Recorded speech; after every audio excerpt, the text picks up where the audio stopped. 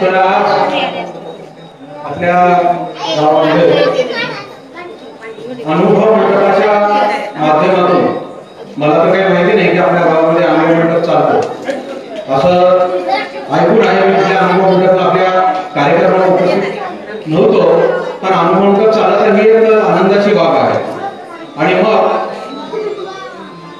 आपल्याला ज्ञात आहे की आज धाकधकीच्या जीवनामध्ये आपण पाहत आहात की माणसाचं आयुष्य किती कमी होत चाललेलं आहे. परंतु काही माणसं अशी आहेत की जे 100 वर्ष 95 वर्ष 90 वर्ष आपलं जीवन अतिशय सुदृढ पद्धतीने जगत आहे. ही एक फार मोठी उपलब्धी आहे की जीवनाचं महत्व काय आहे हे ज्या दिवशी आपल्याला कळेल त्या दिवशी आपल्याला बसवण्णांच्या वचनांच्या माध्यमातून याची जाणीव होऊ शकते. म्हणून शरण भाऊराव भीमराव पाटील किनीकदुकर यांचा 90वा वाढदिवस आपल्याला आपण पाहता. अनेकांचे वाढदिवस होतात आणि राजकीय पुढारी राजकीय नेते त्यांचे वाढदिवस होतात. पेपर वाढदिवसाचे फोटो येतात.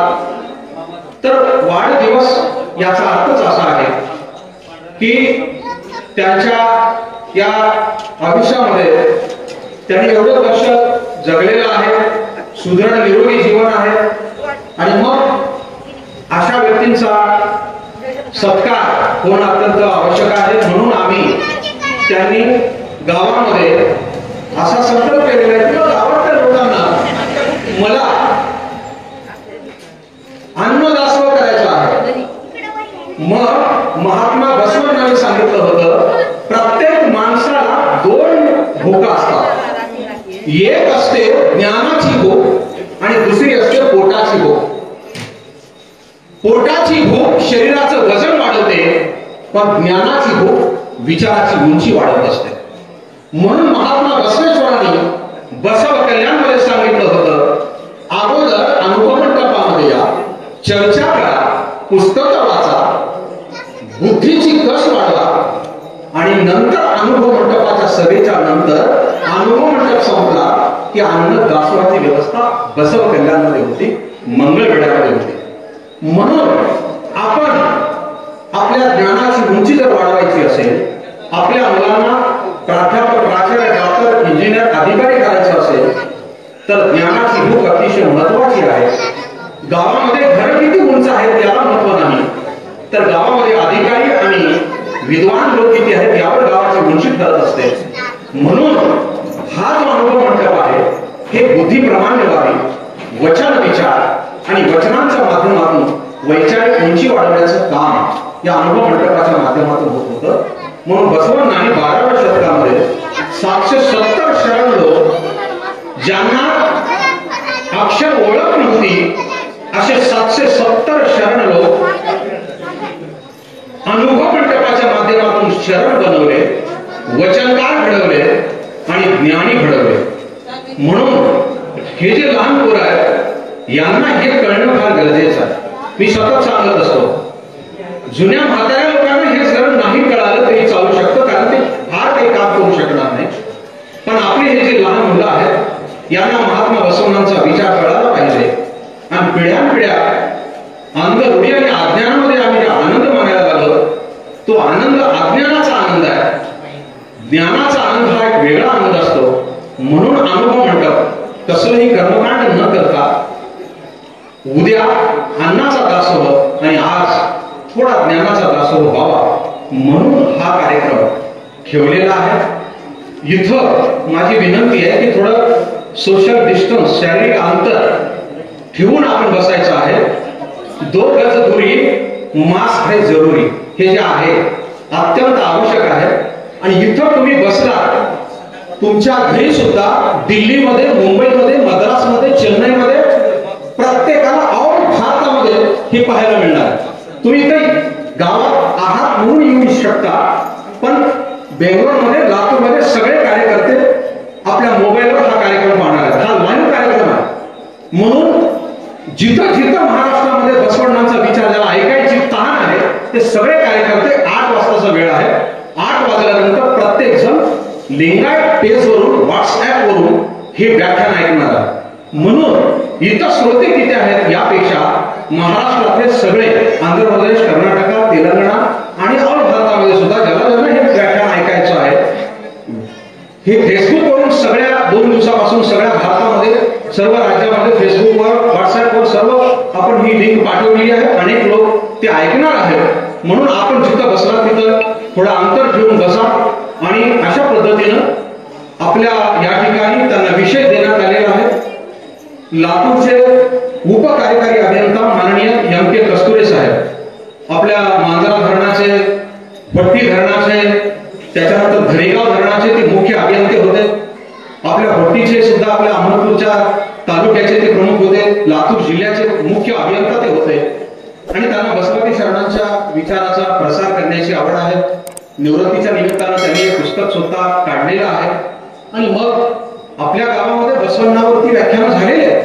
पण लिंगायत समाजाचा आणि बसवण्णांचं नातं काय, जर तुम्ही जर व्यवस्थित ऐकला, थोडंसं समजून घेतला तर अनेक उत्तर तुम्हाला व्याख्यानातून मिळणार आहेत. आम्ही म्हणत नाहीये, मी म्हणतो म्हणून अजिबात घरी मानायचं नाही. बसवण्णाने सांगितलं कुणी मोठ्या मोठ्या भाषण करते म्हणून खरं नाहीये, कुणी फार विद्वान आहे म्हणून तेही खरं नाहीये. आपल्या सरसकट बुद्धीला पटत असेल तर खरं मान, नाही तर सोडून द्या. म्हणून या ठिकाणी लिंगायत समाजाचा आणि महात्मा बसवण्णांचा काय दृढ संबंध आहे, लिंगायत समाजावर बसवण्णांच्या विचाराचा काय प्रभाव आहे, हे तुम्ही इथंच समजून घेऊ शकता. आलं लक्षामध्ये? म्हणजे बसवादी शरणांच्या संस्कृतीचा लिंगायत समाजावर काय प्रभाव आहे आणि 900 वर्षापासून या समाजानं वारसदार म्हणून बसवादी शरणांची संस्कृती आपल्या आचारामध्ये, आपल्या विचारामध्ये, आपल्या आहारामध्ये, आपल्या संस्कारामध्ये कशी टिकवून ठेवलेली आहे हे तुम्ही व्याख्यान ऐकल्यानंतर त्याच्यामध्ये लक्षामध्ये येईल. त्याच्यावर मी स्वतंत्र पुस्तक सुद्धा लिहिलेलं आहे. संशोधन पुणे विद्यापीठामध्ये सादर केलेलं आहे. बसवादी शरण संस्कृतीचा मराठी भूभागावर प्रभाव काय आहे आणि ते तुम्ही पाहू शकता, ऐकू शकता. हा विषय देण्यात आलेला, या विषयावर व्याख्यान झालेलं नाही. म्हणून बसवण्णावरती हे व्याख्यान नाही, लिंगायत समाजावर बसवण्णांच्या विचाराचा 900 वर्षामध्ये काय प्रभाव आहे हे आपल्याला व्याख्यानाच्या माध्यमातून समजून घ्यायचं आहे. आता लागलीच प्राध्यापक व्यंकटेश घुरे पाटील हे या ठिकाणी सूत्रसंचालन करतील. काही पुस्तकाचं प्रकाशन आहे. शरण भाऊराव भीमराव पाटील यांच्या वाढदिवसानिमित्त ज्ञानाचा दासोह व्हावा म्हणून एक आपण वचनांचं पुस्तक पण आज प्रकाशित करत आहोत. संपूर्ण महाराष्ट्रामध्ये विनामूल्य त्या पुस्तकाचं वितरण केलं जाणार आहे. सर्व बसवादी कार्यकर्त्यांना ते पुस्तक 65 वचनांचं पुस्तक आहे, जेणेकरून सामान्य माणसाला सहज ते वाचता यावं, समजावं अशा प्रकारचं पुस्तक आहे.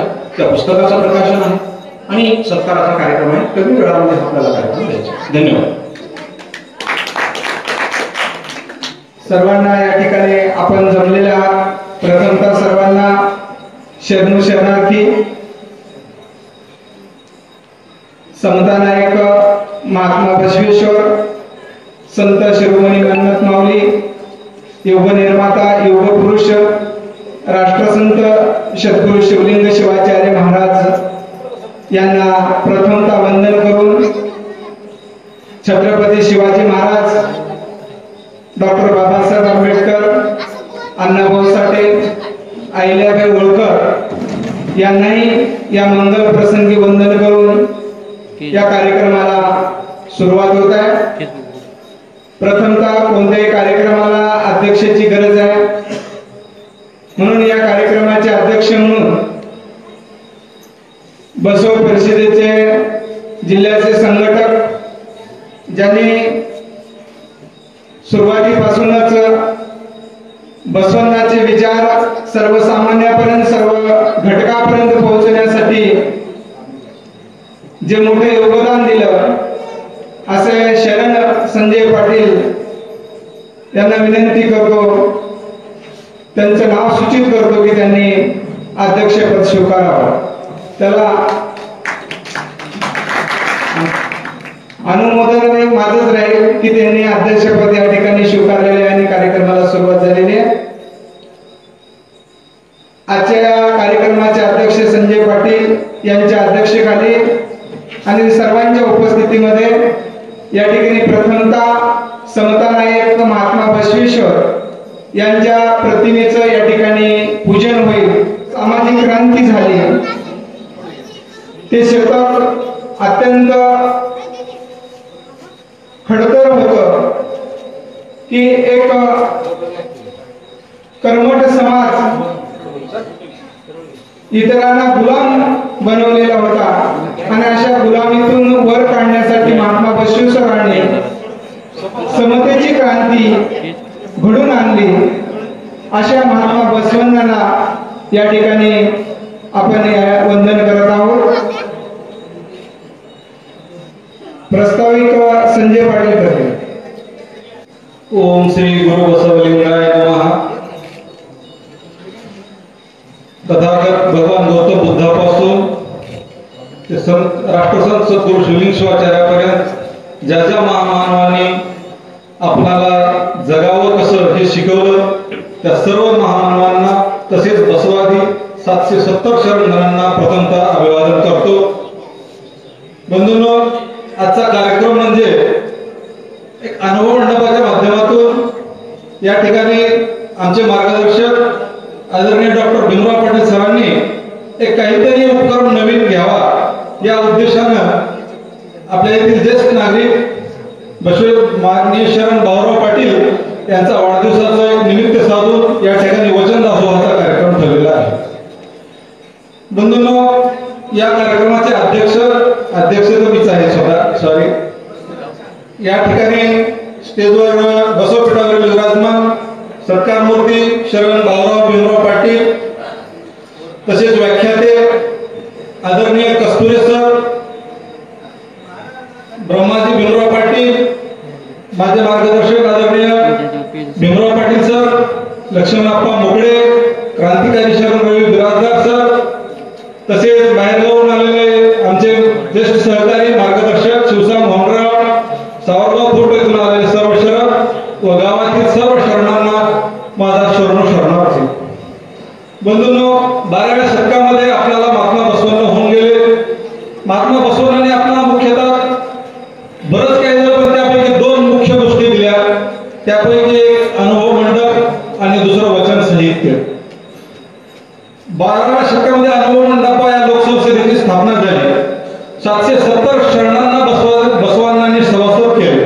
अनुभव मंडपामुळे लोक विचार करू लागले. विचार करण्यासाठी अनुभव मंडपाची त्याही काळात स्थापना झाली. आजही अनुभव मंडपाचा उद्देश हा सर्वांनी एकत्र येऊन विचार करणे हाच उद्देश आहे. हेवेदावे करणे, द्वेष करणे हा मुळीच उद्देश नाही. ते इतिहासाचे अनुभव मंडळाची स्थापना केल्यामुळे महात्मा बसवण्ण हे इतिहासाचे नायक बनले, वचनकार, प्रबोधनकार, तत्वज्ञ बनले. त्यासाठीच आम्ही किनीकोटू या गावामध्ये अनुभव मंडप सुरू केला आहे. आज आतापर्यंत 10 ते 12 अनुभव मंडप सभा झालेल्या आहेत. गाव ते अनुभव मंडप या भीमराव पाटलाच्या संकल्पनेतून, घर ते वचन ग्रंथ आणि व्यक्ती ते वचन विचार जाण्यासाठी हा आजच्या कार्यक्रमाचं प्रयोजन आहे. या त्रिसूत्रीचा अंमल करण्यासाठी आम्ही गावात अनुभव मंडप सुरू केला. शरण बांधवांनो, आपला सत्य इतिहास ज्ञात नसलेली माणसं हे मूळ नसलेल्या वृक्षाप्रमाणे असतात. त्याला फळही नाही आणि फुलही नाही. म्हणून आता आम्हाला आमचा सत्य, शुद्ध, क्रांतिकारी, प्रेरणादायी बसवादी शरणांचा इतिहास समजून घ्यायचा आहे. त्यासाठी अशा वैचारिक प्रबोधनाची गरज आहे, व्याख्यानाची, सभांची गरज आहे. आज आमच्या गावातील नवी पिढी बसव विचाराने प्रेरित होऊन कार्य करीत आहे. वचनांच्या पुस्तकामुळेच आमचे मस्तक बदलत आहे आणि जाग्यावर आलं आहे. समाजात परिवर्तन घडत आहे. लोक विचार करत आहेत. सत्य दडपता येते पण संपता येत नाही. सूर्याला कोणी झाकू शकत नाही, तसं सत्य कितीही दिवस दडपता आलं पण आता ते दडपणं शक्य नाही. 900 वर्षानंतर सत्य सुद्धा पुन्हा समोर येत आहे. त्याची जोपासना आपण करणं आपल्या म्हणूनच काल बसव कल्याणी ते अनुभव मंडपाच्या बांधकामासाठी शासनाने 600 कोटी रुपये मंजूर केले आहेत. इतिहासाचं जतन व्हावं या हेतून अनुभव मंडप बसव कल्याणला 600 कोटी रुपये शासनाने दिले. त्याचबरोबर सोलापूर विद्यापीठात महाराष्ट्र सरकार महात्मा बसवेश्वर अध्ययन केंद्र जानेवारी 2021 पासून सुरू करत आहे. येणारा काळ हा बसव विचारांचा काळ आहे. जे आपल्या सोबत राहतील ते काळासोबत राहतील, जे सोबत येणार नाहीत ते कालबाह्य ठरतील. म्हणून काळाची पावलं ओळखून या क्रांतिकारी कनिकोत्रूच्या शरणभूमीत आम्ही अनुभव मंडप नावाचं वचन रोपटं लावलेलं आहे. त्याची जोपासना करणं हे आपल्या सर्वांचं कर्तव्य आहे.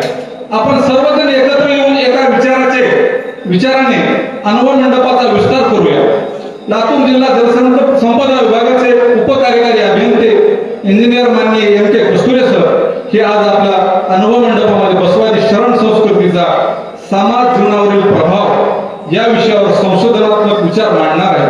हा कार्यक्रम म्हणजे वचन ज्ञानाचा दासोह आहे. या व्याख्यानाद्वारे बसवादी शरणांचा वारसा 900 वर्षात आजही आपण कसा जतन करत आहोत, जतन केला आहे, आपण शरणांचे कसे वारसदार आहोत हे या व्याख्यानातून आपणास समजणार आहे. या वचन ज्ञान दासोह वचन ज्ञान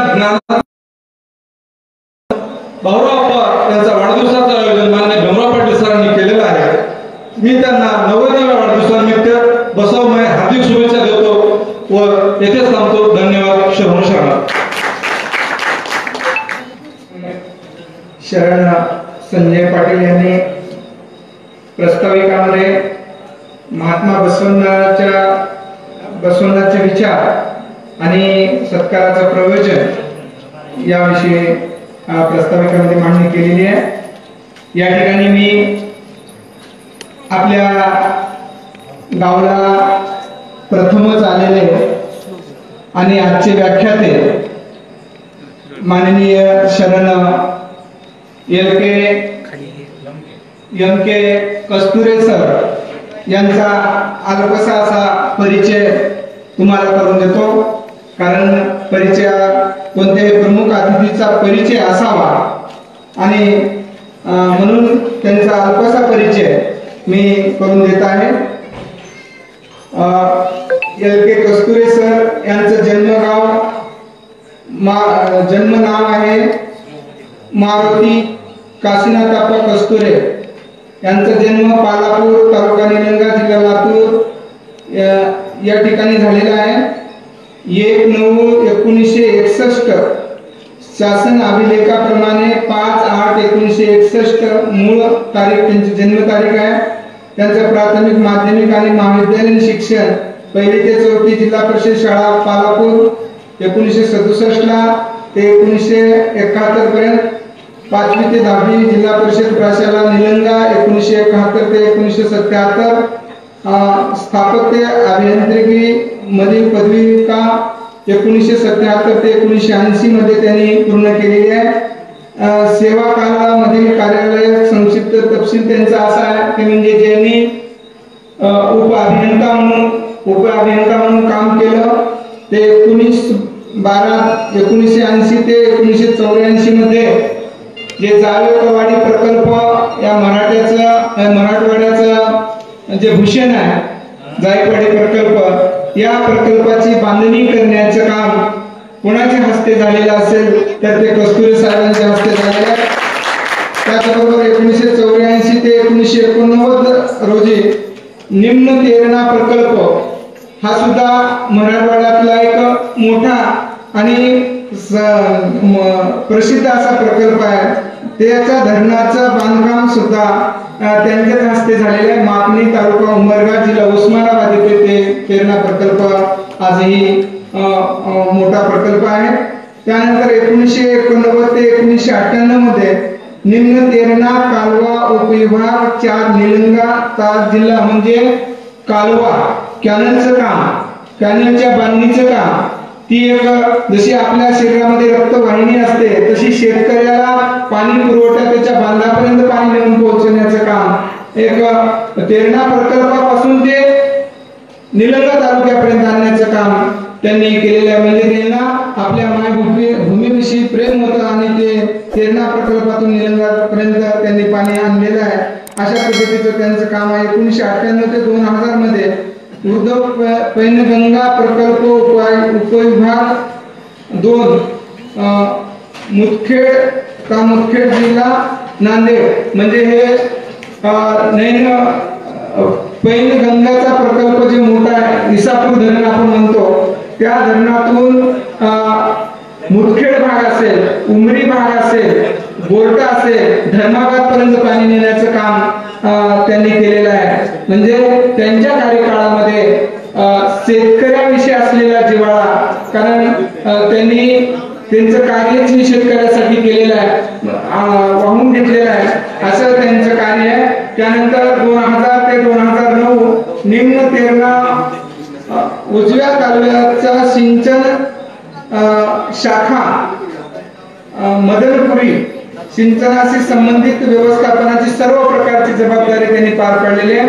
2009 ते 2013 मध्ये मांजरा प्रकल्पावर उपसिंचन धरणासारखा धनेगाव तालुका केज जिल्हा बीड सिंचनाशी संबंधित व्यवस्थापनाचे सर्व प्रकारे म्हणजे मांजरा प्रकल्प सुद्धा त्यांचं व्यवस्थापन त्यांनी केलेलं आहे. त्याचबरोबर 13 ते 2017 पाटबंधारे सर्वेक्षण उपविभाग अहमदपूर आपल्या सुद्धा तालुक्यामध्ये त्यांनी साठवण तलावाची उर्वरित कामे, भूसंपादनाची प्रलंबित कामे मार्गी लावण्याचं काम केलेलं आहे. कारण का अनेक प्रकल्प घेतले आणि 10 वर्षे तसेच पडून राहिले, पण त्यांनी ज्यावेळेस अहमदपूरला आले, जे पडीत प्रकल्प होते ते प्रकल्प पूर्ण करण्याचं सुद्धा योगदान साहेबांनी दिलेलं आहे. व्यक्ती आपणाला या ठिकाणी व्याख्याते म्हणून लाभले, त्यांचा अभ्यास सुद्धा चांगल्या पद्धतीचा आहे, आवड सुद्धा चांगली आहे. असा एक छोटासा अल्पसा परिचय मी साहेबाचा करून दिलेला आहे. या ठिकाणी प्रमुख अतिथी व्याख्याते यांचा सुरुवातीला सत्कार होईल. प्रथमतः अध्यक्षाचा सत्कार, आजच्या कार्यक्रमाचे जे अध्यक्ष आहेत, अध्यक्षाचा सत्कार विश्वनाथ तुडमे हे करते. संजय पाटील यांचा सत्कार विश्वनाथ बालाजी तुडमे पाटील करते.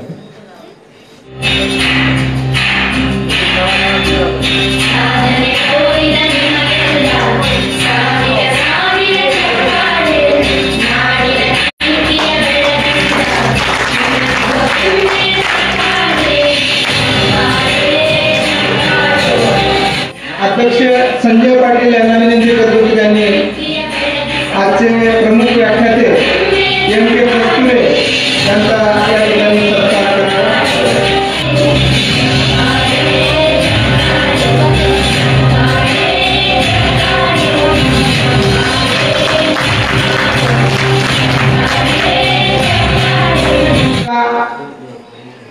प्राध्यापक डॉक्टर भीमराव पाटील यांनी जे ग्रंथ लिहिलेले आहेत त्या ग्रंथाचं प्रकाशन होईल. ते ग्रंथ असे आहेत: बसव वचन क्रांती, व्याख्यान विचार भाग 1 आणि व्याख्यान विचार भाग 2 असे 3 ग्रंथ आहेत. तिन्ही ग्रंथाचं प्रकाशन होईल आणि त्यामध्ये व्याख्यान विचार भाग 1 हा ग्रंथ आपल्याला मोफत या ठिकाणी दिला जाईल. त्याचा आपण चांगल्या पद्धतीने अभ्यास करायचा आहे, वाचन करायचं आहे. तर प्रथमतः या ठिकाणी सर्व प्रमुख अतिथी व्याख्याते यांना की डॉक्टर भीमराव पाटील लिखित बसव वचन क्रांती या ग्रंथाचे या ठिकाणी प्रकाशन करावं. साहित्यामधून एक बसव क्रांती जर घडून आणलेली असेल तर ते डॉक्टर भीमराव पाटील यांच्या माध्यमातून अनेक असे ग्रंथ त्यांनी लिहिलेले आहेत. ग्रंथ लिहिणं साधी गोष्ट नाही, असे अनेक ग्रंथ त्यांनी प्रकाशित केलेले आहेत. आज एक या ठिकाणी आपल्या सर्वांच्या साक्षीनं बसव वचन क्रांती या ग्रंथाचं या ठिकाणी प्रकाशन झालेलं आहे. 3 ग्रंथ, 3 पुस्तकं या ठिकाणी प्रकाशित होत आहेत. बसव वचन क्रांती, व्याख्यान विचार भाग 1 आणि व्याख्यान विचार भाग 2 या ठिकाणी. एक व्याख्यान विचार भाग 1 हा ग्रंथ सर्वांनाच या ठिकाणी मोफत दिला जाईल. किशनराव भीमराव पाटील त्यांना 92 वर्ष झालेले आहेत. त्यांचा सत्कार या ठिकाणी त्यांचे प्रतिनिधी विनायक किशनराव पाटील हे स्वीकारतील. 92 वर्षाच्या आयुष्य लाभलेल्या अशा किशन भीमराव पाटील यांचा सत्कार त्यांचे सुपुत्र विनायक किशनराव भीमराव पाटील हे स्वीकारत आहेत.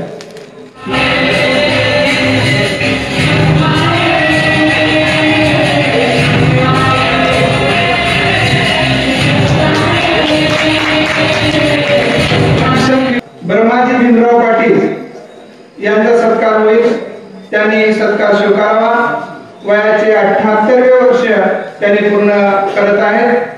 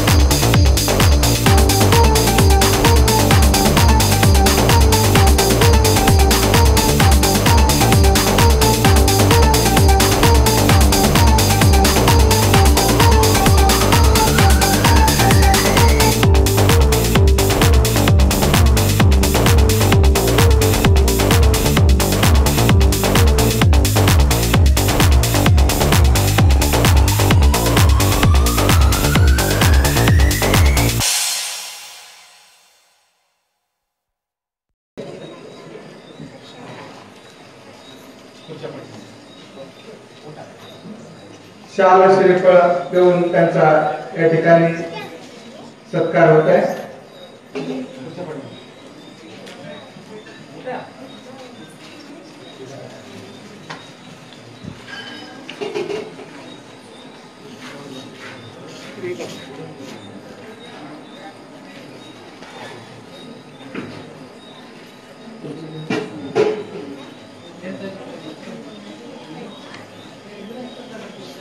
किशनराव पाटलांचे सत्कार होईल. विनायक पाटील यांना विनंती करतो की त्यांनी सत्कार स्वीकारावा.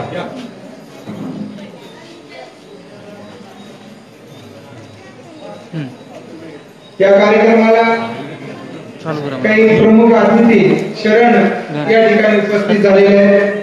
त्यांचं सुद्धा आमचं कर्तव्य आहे की त्यांचा या ठिकाणी सत्कार सन्मान करणं गरजेचं आहे. मी लागलीच पुढचं नाव घेतो.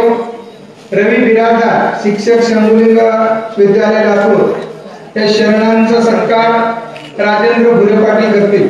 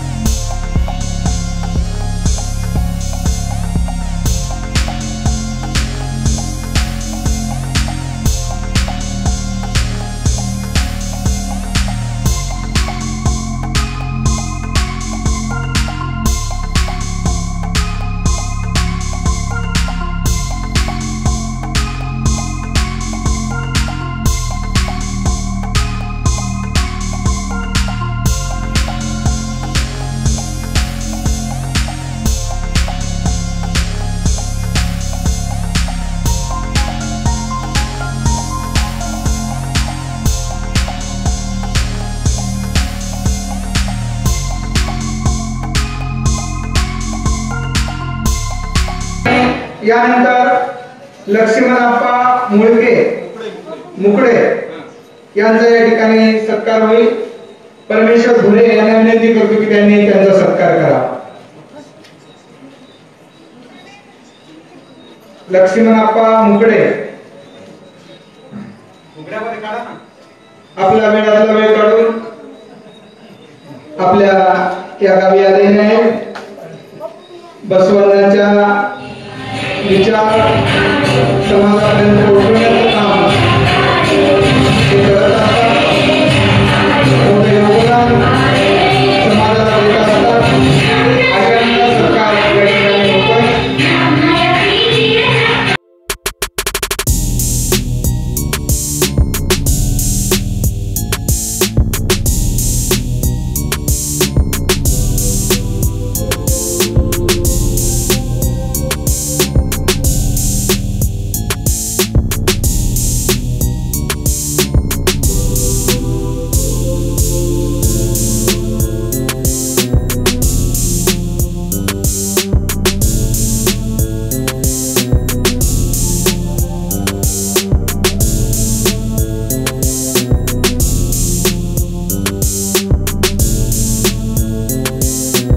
यानंतर ईश्वर पाटील शिवपरकर यांचा सत्कार किरण भुरे पाटील करतील.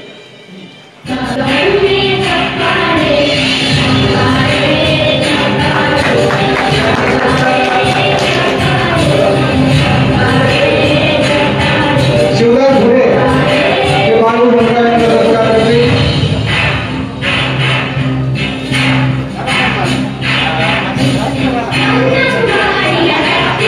बाळू मुंडा सातत्यानं कोणत्याही कार्यक्रमामध्ये मोठ्या उत्साहानं भाग घेतात. समता संदेशमध्ये सुद्धा त्यांचा सहभाग असतो. असांचा सत्कार या ठिकाणी होत आहे. यानंतर भीमराव पाटलातर्फे सत्कार आहे. संग्राम भुरे पाटील यांचा ते सत्कार करणार आहे. शरण संग्राम भुरे पाटील यांचा सत्कार भीमराव पाटील करतो.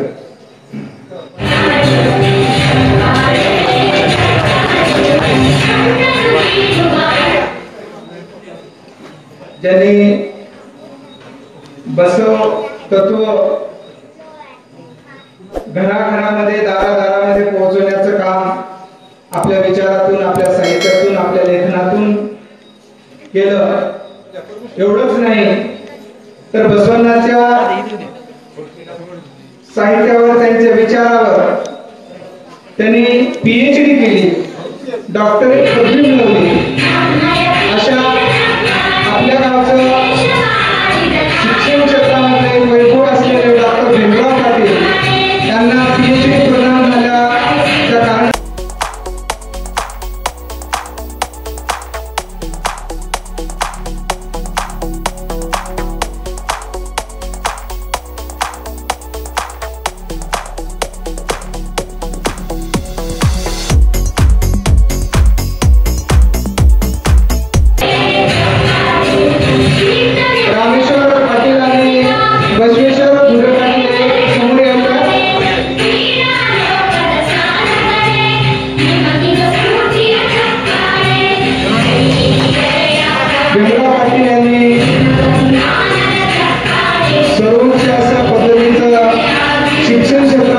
मानाचं स्थान मिळवल्यामुळं त्यांचा अनुभव मंडळावर सर्व गावकऱ्यांतर्फे सत्कार करण्यात येत आहे. त्यानंतर शिवशंकर भोरे पाटील यांच्या तर्फे भीमराव ब्रह्माजी भोरे पाटील यांनी PhD प्रदान केल्यामुळं PhD पदवी मिळवल्यामुळं डॉक्टरेट पदवी मिळवल्यामुळं त्यांचा शिवशंकर भोरे पाटील यांच्यातर्फे सत्कार होत आहे. रामेश्वर भोरे हे सत्कार करत आहे.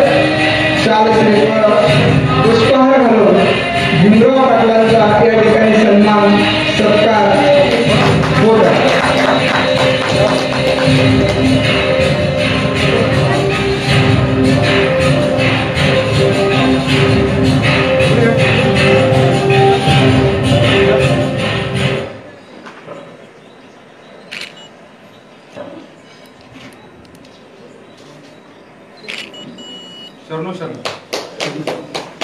आपण आतुरतेने वाट पाहत आहोत.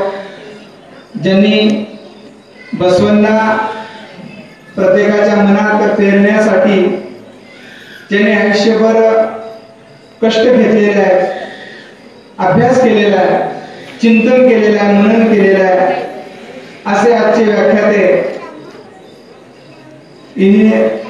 उपअभियंता, माजी उपअभियंता, कार्यकारी उपअभियंता M.K. कस्तुरे. बसवलिंगाय नमः. आजचा हा कार्यक्रम 10-10-20 शरणबाप्पा भीमराव पाटील यांच्या 90व्या वाढदिवसानिमित्त आज आणि उद्या हे भरगच्च कार्यक्रम या ठिकाणी होऊ घातले. आपण सर्वजण कोरोनाचे नियम पाळतो, ही फार चांगली बाब आहे. या निमित्त ऑनलाईन व ऑफलाईन सर्व बसप्रेमींना माझा शरणा. 90 वर्ष झाले हे जागरूक आहे. आता मी स्वतः क्लासरूम ऑफिसर आहे, पण मी 90 वर्ष जगेन असं मलाही वाटत नाही. एवढं सुख भोगलेलं, फॅन खाली बसलेले, सगळं शिपाई हाताखाली, सगळ्या सोयी असलेले, पगार मिळणारा, पण 90 वर्ष मी जगेन याची खात्री मला नाही. पण या तुमच्या गावातील हे जे 3 बंधू आहेत, कुणी 78 आहे, कुणी 85 आहे, कुणी 90 आहे, या वर्षापर्यंत मी मजल मारलेली आहे. म्हणजे निश्चितच यांच्या जीवनशैलीमध्ये काही विशेष खास चांगल्या बाबी आहेत, त्याचा आपण अनुकरण केलं पाहिजे, अभ्यास केला पाहिजे. मला असं म्हणायचं आहे की भाऊरावांचा 100 वर्षानंतर जे 101वा वाढदिवस होणार आहे, त्या वाढदिवसाला सुद्धा आम्ही यावं, त्याचा सत्कार करावा अशा अपेक्षा करत होतो. आजच्या व्याख्यानाचा विषय आहे महात्मा बसवण्णा व शरण संस्कृतीचा लिंगायत समाज जीवनावरील किंवा समाज जीवनावरील प्रभाव. लिंगायत समाजावर महात्मा बसवण्णा शरण साहित्याचा प्रभाव पडलेलाच आहे, तरी पण याच्या पलीकडे जो देशामध्ये जगामध्ये शरण साहित्याचा हा प्रभाव कसा पडला हे आपण इथे बघणार आहोत. या व्याख्यानाचे छोटे छोटे 10 भाग आहेत. मुख्य भाग 3 आहेत आणि इतर 7 भाग आहेत. मुद्देसूद व्याख्यान व्हावं म्हणून ते मुद्दे लिहून आणलेले आहेत. व्याख्यान भटकू नये हा त्याचा उद्देश आहे. पहिला भाग असा आहे की आयोजकाबाबत मी कृतज्ञता व्यक्त करणार आहे. दुसरा भाग असा आहे विषयातील 4 महत्त्वाच्या शब्दांचा अर्थ मी आपल्याला सांगण्याचा प्रयत्न करणार आहे. विषय कोणता आहे आपला? महात्मा बसवण्णा व शरण संस्कृतीचा लिंगायत समाज जीवनावरील प्रभाव. महात्मा बसवण्णा म्हणजे काय, शरण संस्कृती म्हणजे काय, लिंगायत म्हणजे कोण आणि समाज जीवनावरील प्रभाव म्हणजे काय नेमकं. नुसतं हे विषय वाचून करणार नाही, त्याचं चिरफाड करावी लागेल. ते चिरफाड प्रत्यक्षात केल्यानंतर हे विषयाचा अर्थ आपल्या समोर येईल आणि मग प्रभाव सांगायला सुरुवात करणार आहे. नंतर विषयाचे कथन आहे शरण संस्कृतीचा वारकरी संत परंपरेवर, जे आपण संत नामदेव, तुकाराम, ज्ञानेश्वर इत्यादी वारकरी संत आहेत यांच्यावर कसा प्रभाव पडला हे आपण पाहणार आहोत. पुन्हा विषयाचे कथन आपण करूया. शरण संस्कृतीचा वारकरी संत परंपरेवर झाल्यानंतर शरण संस्कृतीचा लिंगायतातील प्रभाव, जगावर प्रभाव काय पडला हे सांगायला वेळ नाही आणि ते आपल्याला सध्या गरजेचं नाही. वेळेच्या अभावी फक्त शरण संस्कृतीचा लिंगायतावरील प्रभाव इथे सांगण्याचा प्रयत्न करतो. कसे प्रभाव पडला शरण संस्कृतीचा, बसवण्याच्या याचा प्रभाव कसा पडतो. नावे आडनावावरील प्रभाव, तुमचे माझे आडनाव ते शरण संस्कृतीला धरून आहे. स्मृतीस्थळावरील प्रभाव, स्मृतीस्थळ तुम्ही जर महाराष्ट्र पाहिला, कर्नाटक पाहिलं, आंध्र तेलंगणा पाहिलं तर स्मृतीस्थळावर ह्या शरण संस्कृतीचा चांगला प्रभाव आहे. शिलालेख उत्सवावरील प्रभाव, शिलालेख लिहिलेलं असतं ना, भिंतीवर लिहिलेलं, कॉलमवर लिहिलेलं, उत्सव कोणते आहेत ह्याच्यावर कसा प्रभाव पडला त्यांच्या नावाने हे स्मृतीस्थळावरील शिलालेख उत्सवावरील प्रभाव आपण पाहणार आहोत. त्यानंतर गावची नावे व शरण साहित्यावरील प्रभाव. वर्तमान बऱ्याच गावची नावं ही शरण साहित्यातून आलेली आहेत आणि शरण साहित्यिकावरही या शरणांचा प्रभाव आहे किंवा त्याचे ते संशोधकच आहेत. लिंगायत समाजावरील प्रभाव आणि शेवटी समारोप आणि शेवट करण्याचा मी प्रयत्न करणार. मी थोडासा जोर ह्या विषयाच्या अर्थ सुटसुटीत सांगण्यासाठी जास्त जोर देणार आहे. पुढचा जो प्रभाव आहे ते छोट्या छोट्या शब्दात थोडक्यात सांगणार आहे. 9 वाजले 10 ते 10:15 पर्यंत तुम्हाला कळ काढायची आहे. मला माहित आहे किती कधीचे बरेच लोक भाषण ऐकतात, कीर्तन ऐकतात, 12 वाजून 1 वाजून सगळे जर कान ऐकतात असं मला कळलं. त्याच्यामुळे तुमचा गैरफायदा घेणार आहे. तर तुम्ही ऐकणारे आहात, तुम्ही शुद्ध श्रोते आहात हे यावरून दिसतं. शरण भाऊ या आयोजकाबरोबर प्रतिज्ञा व्यक्त करणं माझं आधी काम आहे. शरण भाऊराव अप्पा व त्यांचे कुटुंबीय यांचा काय शेती होता. बरोबर आहे. मी खास करून का सांगतोय शेती होता, काय सांगत शेती होता एवढं का सांगतोय मी. आता मी इंजिनियर आहे, मी डॉक्टर आहे, मी वकील आहे. आम्हा लोकांना लबाड बोलायची सवय असते, खोटे धंदे करायची सवय असते. मला सांगा हा शेतकरी माणूस काय भ्रष्टाचार करणार, काय लबाड बोलणार आहे आणि काय चकवाचौकी करणार आहे माणूस. उलट आजकाल शेतकऱ्याचं पण पाहिलं तर शेतकऱ्याची आत्महत्या जास्तीत जास्त आहे. नोकर लोक आत्महत्या करत नाही, पॉलिटिकल लोक आत्महत्या करत नाही. त्याच्यामुळे असा हा जिकिरीचा व्यवस्था आहे यांचा होता. ते व्यवसाय असल्यामुळे काय झालं, शरण संस्कृतीला यांच्या व्यवसायातून यांनी कसं वागले आणि कसं अंमलात आणले छोटासा प्रयत्न.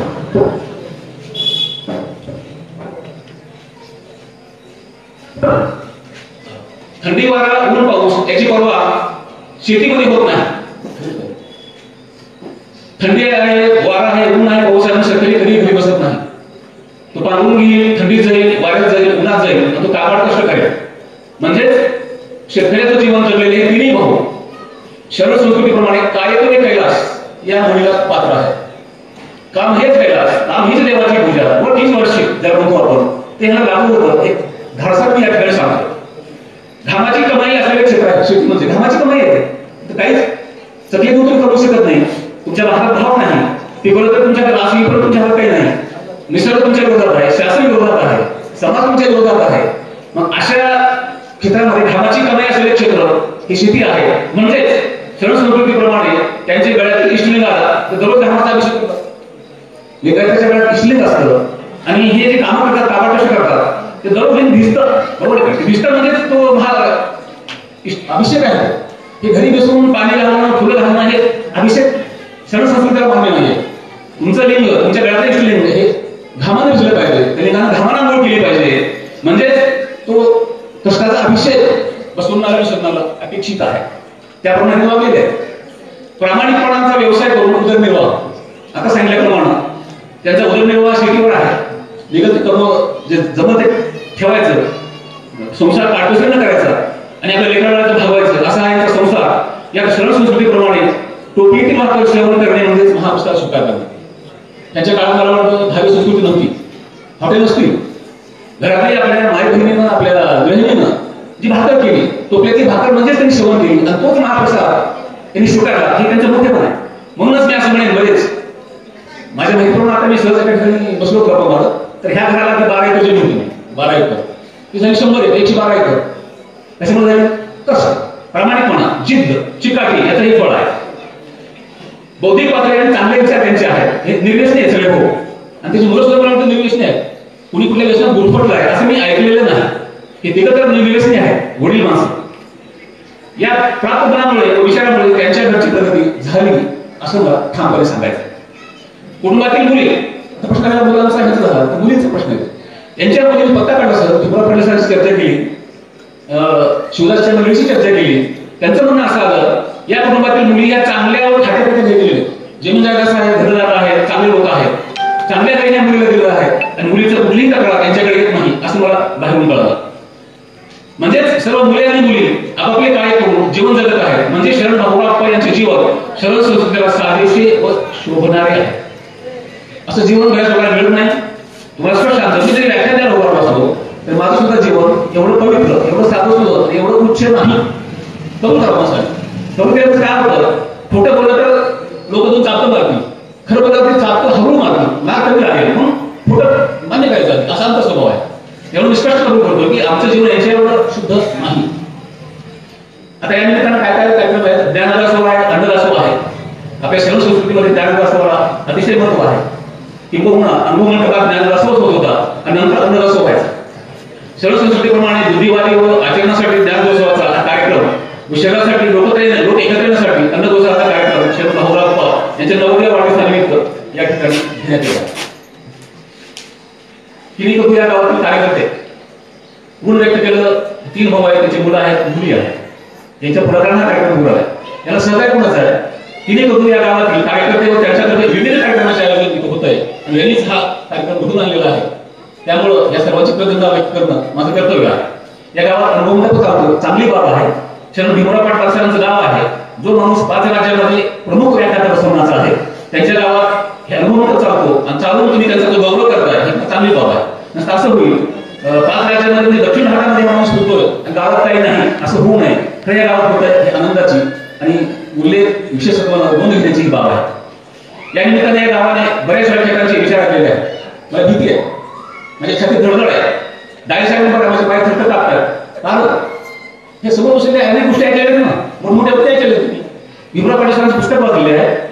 अनेक वक्ते अनेक विषयावर अभ्यास करणारी माणसं या ठिकाणी आले, तुम्ही ऐकलेलं आहे. त्याच्यामुळे तुमच्याबरोबर बोलताना सावधगिरी बाळगणं माझं काम आहे. काहीतरी गप्पा होऊन गेलं तर मला मार्क्स कमी पडतील याची मला खूप जाणीव आहे. यामुळेच हे गाव परिवर्तनवादी विचारायचे आहे. परिवर्तन स्वीकारता आलं पाहिजे, अपडेट हाताळलं पाहिजे. जुन्याच गोष्टी ती ओळख तिथून बसलं तर तुमचा विकास होणार नाही, तुमचं कल्याण होणार नाही. म्हणून हे परिवर्तनवादी विचाराचं बीज तुमच्या गावात आहे ते फळाला यावं, झाड मोठं व्हावं ही अपेक्षा आहे. प्रत्येकाने शहर संस्कृतीचा वारसा पुढे चालण्याचा प्रयत्न या ठिकाणी केलेला असं दिसतंय. आज कामाचे दिवस आहेत, दिवसभर आपण कामं केला तरी पण रस्त्यावर समोर सुद्धा बरेच लोक बसलेले आहेत आणि ह्या एवढं काळात सोडून सुद्धा आपण व्याख्यानाला आला म्हणजेच आपण हा वारसा पुढे चालण्याचा प्रयत्न करता. याचा या नियोजनाचा आदर्श इतरही गाव घेतली या गावात नाही.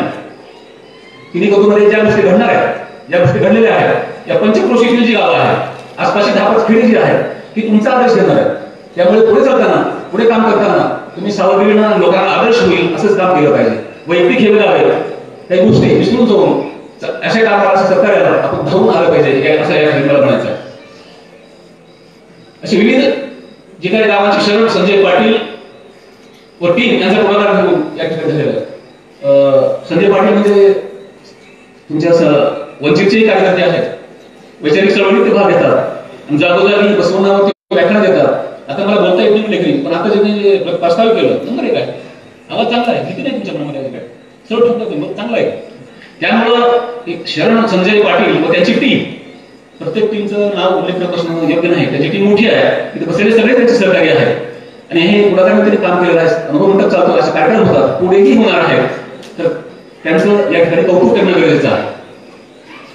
आजच्या कार्यक्रमात शरण भाऊराव अण्णा, शरण ब्रह्माजीराव अण्णा आणि शरण किशनराव अण्णा तसेच त्यांचे सर्व मुली मुली, मुख्य म्हणजे तुमच्या गावाला लाभलेली देण. कोणती देण तुमच्या गावाला लाभलेली? बसवणार चळवळी. प्रसिद्ध लेखक, संशोधक पूर्ण दक्षिण भारतभर 5 राज्यांमध्ये चुकीचं आहे. गोवा असेल, बरेच राज्यावरून वाढतात. पूर्ण दक्षिण भारतात बसवण्यासाठी म्हणून सुप्रसिद्ध असलेले प्राध्यापक डॉक्टर शरण भीमराव पाटील सर यांच्या पुढाकाराने हा कार्यक्रम संपन्न होत आहे. अतिशय चांगला कार्यक्रम या ठिकाणी होऊ घातलेला आहे. आता कृतज्ञता व्यक्त करण्याचा हा चॅप्टर या ठिकाणी संपवतोय. व्याख्यानाचा मुख्य विषयाकडे आपण वळणार आहोत. व्याख्यानाच्या विषयाच्या प्रत्येक शब्दाचा अर्थ आपण जाणून घेऊया. त्या विषयावर व्याख्यान करणं हा नंतरचा भाग आहे. तर ते विषयात जे शब्द आहेत ते प्रत्येक शब्दाचा अर्थ काय त्याचा ओघवता आढावा घेणार. ओघवता ते फक्त तुमच्या समोर मी एक विषय दाखल, एक इंक्लिनेशन, एक कसं आपण त्याच्याकडे बघावं हे तिथून आपल्याला कळेल. महात्मा बसवण्णा हा विषय आहे. महात्मा बसवण्णा व शरण संस्कृतीचा लिंगायत समाज जीवनावरील प्रभाव हा विषय आहे. आता महात्मा बसवण्णा, महात्मा म्हणजे काय हे पाहणं गरजेचं आहे. विषय आपल्याला कळला पाहिजे. महात्मा शब्दाचा अर्थ काय नेमका? मी संकलित केलेला अर्थ आहे, बऱ्याच जणांनी गोळा केलेला अर्थ. वैयक्तिक प्रपंचापासून वेगळा व कर्तबगार व्यक्ती, जेव्हा स्वतःचा संसार नाही, मुलं बायका याच्यात लिप्त न होणारा माणूस आणि कर्तबगार असलेला माणूस, कर्तव्याला न चुकणारा माणूस तो महात्मा असतो. महात्मा हा मानवतेचा प्रतीक असतो. कुठलीही जात, कुठलाही धर्म, कुठलाही पंथ याचा तो पारिक नसतो. पारंपरिक आलं ते मान्य करत नाही. त्यामुळं मानवतेची पुजारी म्हणजे अखिल मानवजात एक आहे. अनेक धर्म सारखेच आहेत, अनेक जाती एकच आहेत असं मानवतेची पूजा करणारा हा बसवण्णा म्हणून त्याला महात्मा समाजाने दिलेला आहे. पुन्हा युनिव्हर्सिटीत, पुन्हा कॉलेजमध्ये, पुन्हा मंत्र्यांनी फाईल तयार करून नाव दिलं. आजकाल आदर शिक्षक मिळतात, तुम्हाला माहिती आहे. फाईल तयार करून आदर शिक्षण मिळतं. तसं हे नाहीये. परोपकारी व सदाचारी पुरुष आपल्यावर पण उपकार केले, नाही केले तरी तिच्यावर उपकार करणारा सदाचारी पुरुष असला पाहिजे. परोपकारी आणि सदाचारी पुरुष असला पाहिजे. त्याला महात्मा या शब्दाखाली घेतो. ज्यांचा स्वभाव, आचरण व विचार इत्यादी उच्चतम आहे, त्याच्यापेक्षा उच्च काही असू शकत नाही. त्यामुळं आणि जो ज्याचा स्वभाव, आचरण आणि विचार नुसतं लिखित नाही तर तो आयुष्यात पाळतो. बरोबर आहे का? नुसतं सांगणं, नुसतं करणं, नुसतं लिहिणं हे सोपं आहे, पण आयुष्यात पाळणं हे फार अवघड काम आहे. आणि जो हे पाळतो तो महात्मा असं आपल्याला म्हणता येईल. जगाच्या कल्याणासाठी जी इच्छा बाळगून त्यासाठी महान त्याग करणे, कुठलाही त्याग, संसाराचा असेल, लेकराचा असेल, प्रॉपर्टीचा असेल, जीवाचा त्याग असेल. महात्मा बसवला आपल्याला माहिती आहे, ह्या बंडखोर वृत्तीमुळं त्यांचा खून झालेला असं म्हणतात. फक्त पुरावे नाहीये, पण त्यांचा अशा मोठ्या माणसाला लोकांनी मारलेला आहे. हा किती मोठा त्याग आहे. असे गुण ज्यांचे अंगी आहेत त्याला समाजाने महात्मा असे संबोधलेले आहे. ही महात्मा या शब्दाच्या 5-6 शब्द तुम्हाला वाक्यात मी थोडक्यात व्याख्या दिले. आता असे काही महात्मे आहेत. कोणते महात्मे आपल्या देशामध्ये? पहिला महात्मा गौतम बुद्ध, दुसरा महात्मा ज्योतिबा फुले. तसं नंबर 1 बसवून नव्हता, पण मी त्याला बाजूला घेतलं. महात्मा गांधी, तिसरे महात्मा, आणि या पंक्तीतील महात्मा बसवण्णा हे आहे. 4 महात्मे आपल्या देशात झालेले आहेत. 5वा महात्मा जन्मायचा आहे. त्यामुळं अशा मोठ्या लोकांना पदवी दिली जाते हे आपल्याला कळेल. फक्त 4 झाले. बघा पूर्ण भारताचा इतिहास काढला आणि आजपर्यंत पाहिलं तर फक्त 4 लोक महात्मा या पदाला साजेसं काम केलेलं आहे. आता शरण संस्कृती, महात्म्याची व्याख्या झाली. आता शरण संस्कृती म्हणजे काय? शरण म्हणजे काय? या शरण कोणाला म्हणावं हे कळलं पाहिजे. शरण म्हणजे इबितीचा पट्टा पडला आणि कुठतरी 2 गोष्टी बोलल्या तर शरण होत नाही. माणूस म्हणून माणसाचा सन्मान जो करतो तो शरण आहे. माणसाकडून वागत आलं पाहिजे. हा नीच जातीचा, उच्च जातीचा, हा वेगळा, हा या धर्माचा, या धर्माचा, असं इथे नाहीये. शरण म्हणजेच माणूस म्हणून माणसाचा सन्मान करतो. बसवण्यात भेटले आपण कितीतरी जातीच्या लोकांना, कितीतरी खालच्या जातीच्या लोकांना सुद्धा त्यांनी मान दिलेला आहे. म्हणून त्यांना आपण शरण असं म्हणतो. भागवत म्हणणार शरण म्हणजे नीतिमान, सदाचारी व परिपूर्ण माणूस. किती आवड आहे या व्याख्येत बसणं सोपा अजिबात नाही. शरण म्हणजे नीतिमान, सदाचारी व परिपूर्ण माणूस. एकही मुली जर असेल किंवा त्यात नीतिमत्ता नसेल, सदाचार नसेल तर शरण या व्याख्येत बसू शकत नाही. म्हणून हे 770 शरण कसे होते याची आपल्याला कल्पना आहे. शरण सिद्धरामेश्वर म्हणतात, शरण म्हणजे मनातले वाईट विचार, न म्हणजे धावणे, नष्ट करणे, असे हे व्याख्या त्या शब्दांनी केलेली आहे सिद्धरामेश्वरांनी. शुद्ध विचाराचा माणूस तोच शरण असतो. सत्य, अहिंसा, कर्मनिष्ठा, कायम व दासोह या जीवन मूल्यांचे आचरण करतो तो शरण. कोणते गुण आहेत त्याच्यामध्ये? सत्य पाहिजे, अहिंसा पाहिजे, श्रमनिष्ठा पाहिजे, कायम पाहिजे आणि दासोह पाहिजे. हे गुण ज्यांच्या माणसात आहे तो शरण होण्याच्या त्या लाईनला बोलवू शकतो. मागे किंवा पुढे असेल. चंद्रवसना म्हणतात, लाखात एक भक्त लाखात म्हणू शकतो तुम्हाला, पण शरण कोटीमध्ये एक आहे. कारण शरणाची व्याख्या, शरणाचं आचरण फार कठीण आहे, फार जोखमीचं आहे. म्हणून शरण लाखात एक मिळतात असं त्या महात्म्याचं म्हणणं आहे. आता संस्कृती, महात्मा बसवण्णा व शरण. आता संस्कृती म्हणजे काय? मी थोडस वेळ झाल्यामुळे प्रत्येक मुद्द्यावर जास्त वेळ न घेता उगमता आढावा घेण्याचा प्रयत्न करतो. संस्कृती म्हणजे काय? बघा, सर्वसमावेशक व अर्थपूर्ण कृतीनुसार आचरणाची पद्धत. सर्वसमावेशक व अर्थपूर्ण कृती निरुत्तर नको आहे, कृती बिनकामाची नको आहे, कृती मला त्रास होणारी नको आहे. ती कृती, ती आचरण म्हणजे संस्कृती हो असं म्हणता येईल आपल्याला. संस्कृती म्हणजे कोणत्याही समाजातील खोलवर रुजलेली विचारधारा. तुमच्या लेखकामध्ये खोलवर विचारधारा कोणाची रुजलेली आहे आपल्याला माहिती आहे. महात्मा बसवण्णा व 770 शरणांची विचारधारा आपल्या जीवनात रुजलेली आहे. आपल्याला माहिती नाही, आपल्याला इतिहास माहिती नाही, म्हणून थोडे काही प्रॉब्लेम होतात, थोडे घोळ होतात. म्हणून या संस्कृतीमध्ये कोणत्याही समाजातील खोलवर रुजलेली विचारधारा आपण म्हणजे बघणार आहोत. जे पुढे आपल्याला बघून येणार आहे त्यातून तुम्हाला कळेल. संस्कृती म्हणजे अनेक सद्गुणांनी युक्त व मानवी कल्याणासाठी विचारपूर्वक गतिशील अशी ठरवलेली आचारसंहिता. आपलं इलेक्शन माहिती आहे, निवडणुका माहिती आहे, तिची आचारसंहिता कधी कळत आहे. PN शेषन साहेब जेव्हा नव्हते त्यावेळेस कोणाला माहित नव्हतं, बरोबर आहे. पण त्यांनी जेव्हा हे हातात कार्य घेतलं आचारसंहिता इलेक्शनचं, त्यावेळेस ते इलेक्शनच्या आचारसंहिता काय हे आपल्याला कळलंय. तसंच या शरणाची आचारसंहिता काय, आजकालचे इंजिनियर, डॉक्टर, प्राध्यापक सगळ्यांसारखे अशा लोकांनी संशोधन करून विचार मांडले आहेत. ती आचारसंहिता आपल्याला कळते आणि ती गतिशील आचार अशी ठरवलेली आचारसंहिता म्हणजेच संस्कृती होय. संस्कृती सुद्धा असा आपण करू शकतो.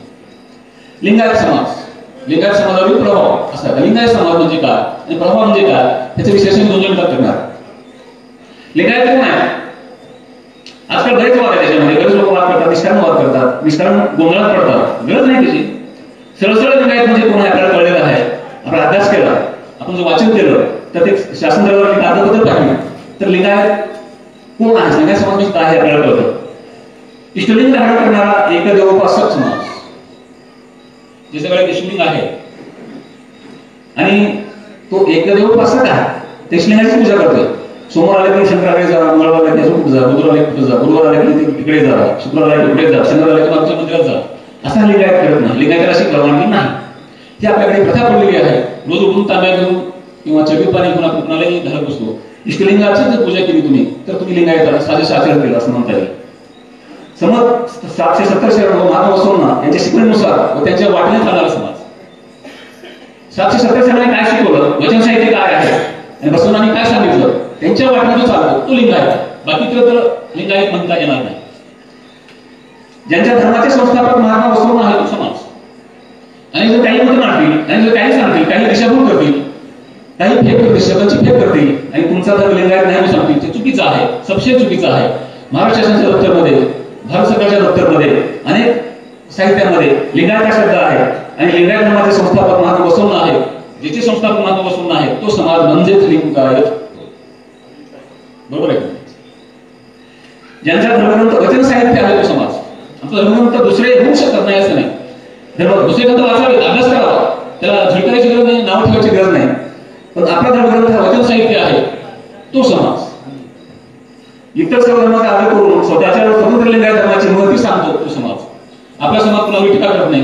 दुसऱ्या समाजाचा आदर करून दुसऱ्या समाजाचं नितांत मान राखून आपण लिंगायत धर्माचं कसं मोठं काम आहे, महात्मा बसवेश्वर भारतात जगात कशी मोठे होते हे सांगण्याचा आपण प्रयत्न करतो तो लिंगायत समाज.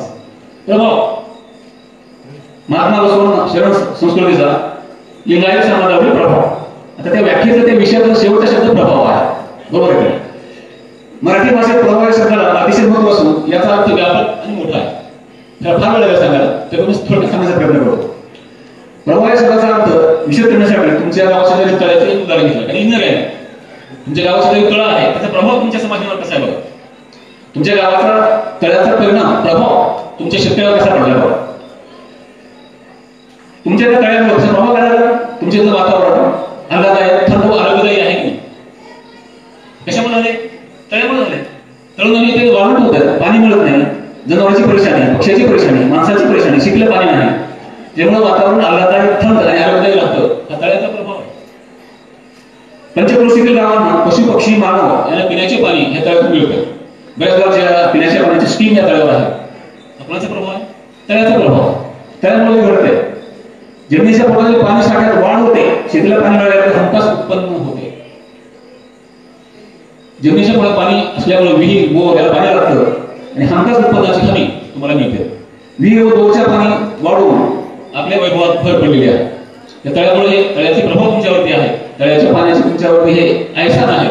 इरिगेशन डिपार्टमेंट किंवा इंजिनियर, सिव्हिल इंजिनियर याचे उपकार आहेत असं मी म्हणलं की वावर होऊ नये.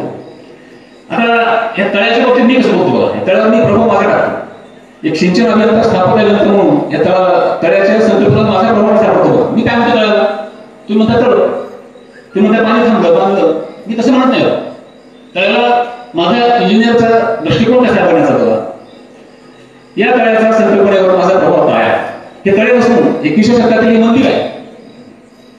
हे तळ नाही, तुमच्या अनेक लोकांचे आयुष्य घडवलेले आहे. अनेक लोकांचं कल्याण, अनेक लोकांच्या मुलीचं लग्न, भावाचं लग्न, मुलांचे शिक्षण या तळ्यामुळे पाण्यामुळे घडलेले आहे.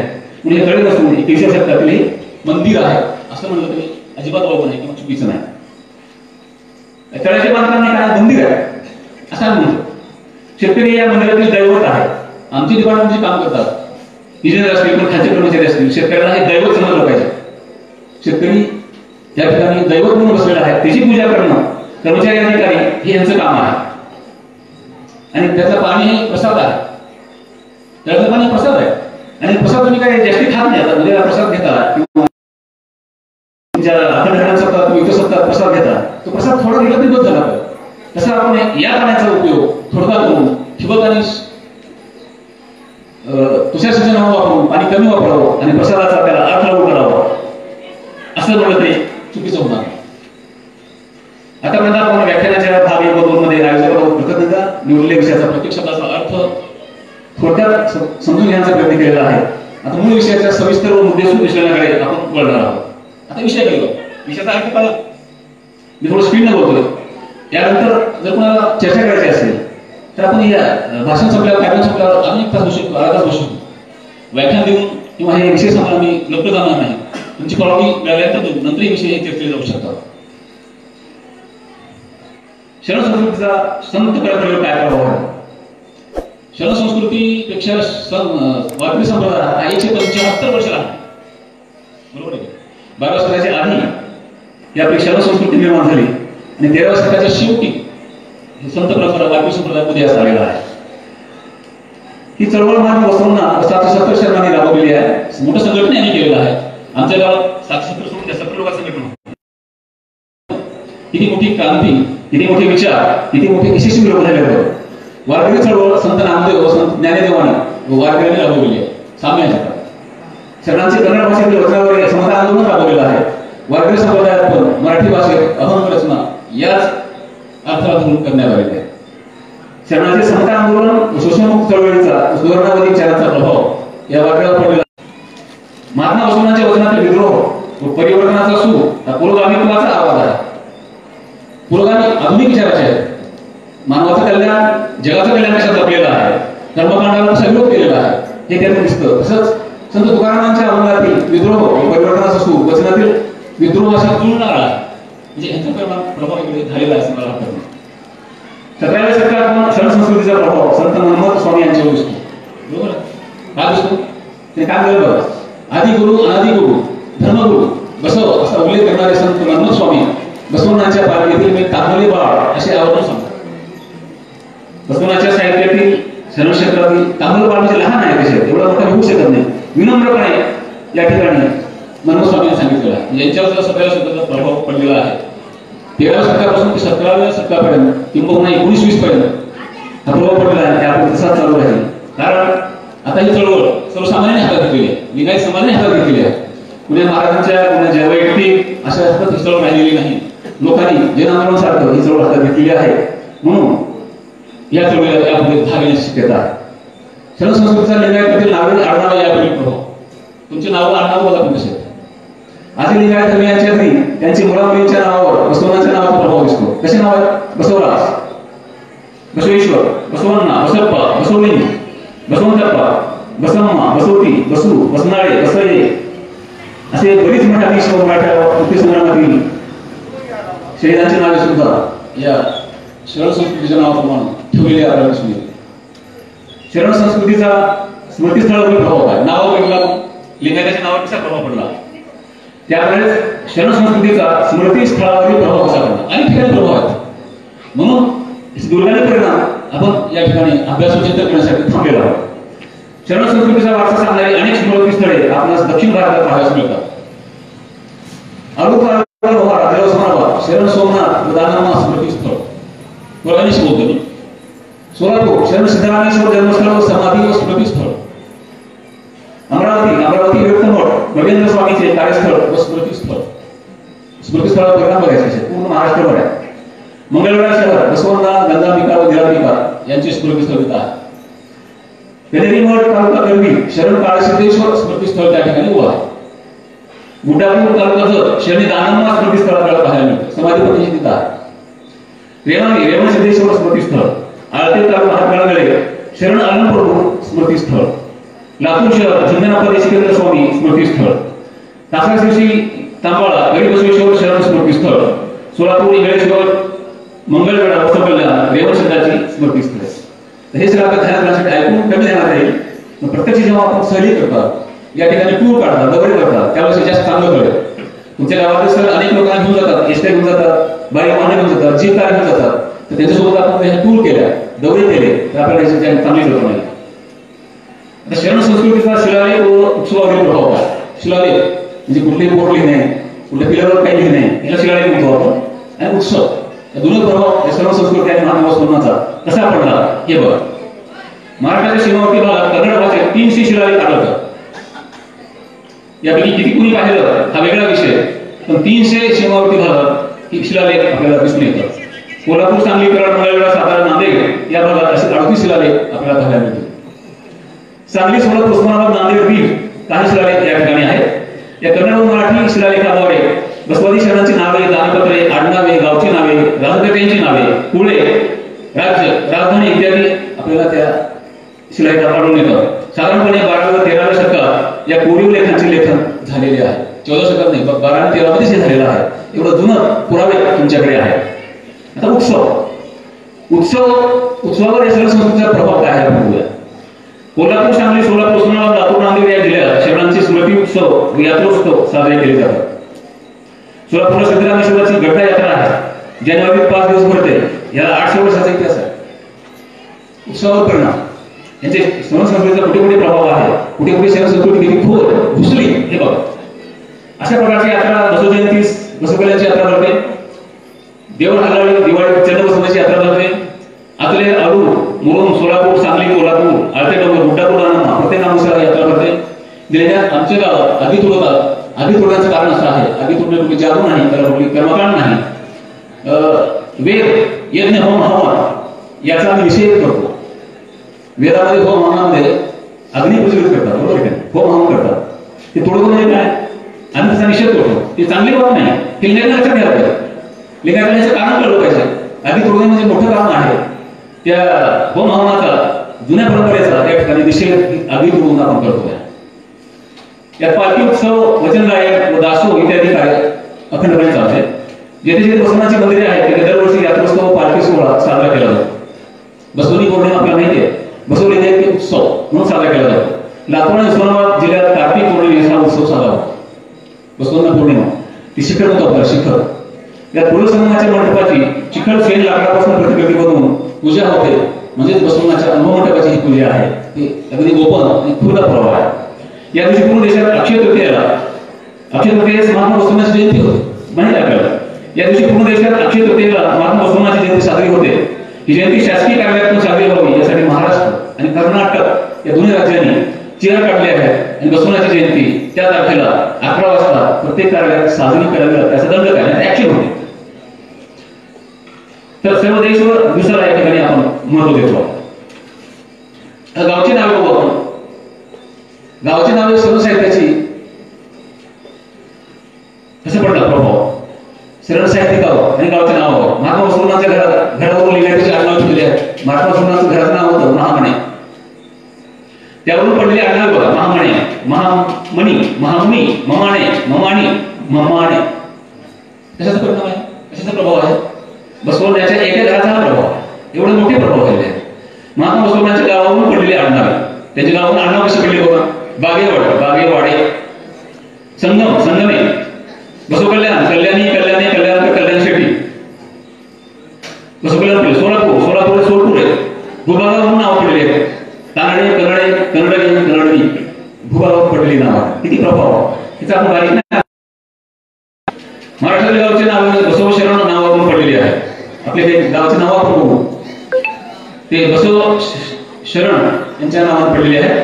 बसपूर, बसवंतपूर, बसवंतपूर, बसवनाळ, बसवंतवाडी, बसववाडी, बसनाळ, शरणपूर असे त्यांच्या नावावरून हे गावचे नाव पडलेली आपल्याला पुढे दिसून येतात. फक्त आपण त्याकडे बारकाईने पाहत नाही. शरण व शरणीच्या नावाचा वारसा. नागम्मा शरणी होती. अक्का, गंगाक्का, निराक्का, गंगाम्मा, निलम्मा, कल्याणम्मा, सत्याक्का, शरणव्वा, बसवम्मा, बसव्वा, अक्कमादेवी, महादक्का, महादम्मा, महादेवी, दानम्मा, सिद्धम्मा, मुरुळप्पा, चंदप्पा, संदन्ना, अप्पा, अन्नप्पा, शिरप्पा, धनप्पा, एकनाथप्पा, तुमच्या गावात नाव आहे ते. भीमाप्पा, विनाप्पा, सत्यनप्पा. ही परंपरा अजूनही लिहिण्यात असून या समाजातील जवळपास 75% नावाचा शेवट मानाचे या मानाचे समजून नाव. तुम्ही नाव तुमच्या समाजात बघाली कुठे बघा ते अण्णा, आप्पा आणि अक्का या नावानं शेवट होतं. एवढं मान त्या परंपरेला आहे. सार्वजनिक ठिकाणची नावे. सीमावर्ती जिल्ह्यात विविध ठिकाणांना लिंगायत संस्कृती जुळणारी नावे आहेत. सार्वजनिक ठिकाण बघतो ना, गावं बघितली, वैयक्तिक नाव बघितली, अण्णाव बघितली, अंत्याच्या बघितलं, शिलालेख बघितलं, सगळे विचार बघतोय. आता हे सार्वजनिक नावाचं शिक्षण बघा, लिंगायत संस्कृतीशी जुळणारे नाव आहे. लिंगायत बोर्डिंग, बरोबर. बऱ्याच ठिकाणी रातूरला आहे, लिंगाला आहे. लिंगायत गल्ली, ते म्हणतात ना ते लिंगायत गल्लीमध्ये आहे, त्याचं घर पुढे लिंगायत गल्लीमध्ये आहे. लिंगायत गल्ली मानान ठेवलेलं आहे.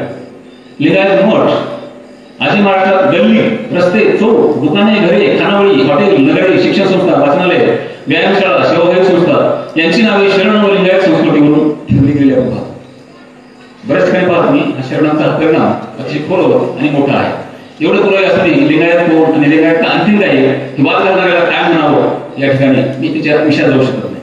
त्यामुळे तुम्ही सांगणे ही लिंगायत नाही, आणखीन काय आहे अजिबात सांगायची गरज नाही. आणि लिंगायत आहोत, आमचा बाप लिंगायत आहे म्हणून बसवण्याच्या मी पायिक आहोत, शरण संस्कृतीची पायिक आहोत, आम्ही लिंगायत आहोत, कुणी काय सांगायची गरज नाही. एवढं स्पष्ट आणि एवढं रोखठोकपणे या ठिकाणी बोलू शकतो. गावाच्या नावावर लिंगायताचे आडनाव बघत आहेत. दक्षिण भारतातील काही राज्यामध्ये लिंगायत संस्कृतीचा वारसा जपणाऱ्या गावाच्या नावावर लिंगायताची आडनावे पडलेली आहेत.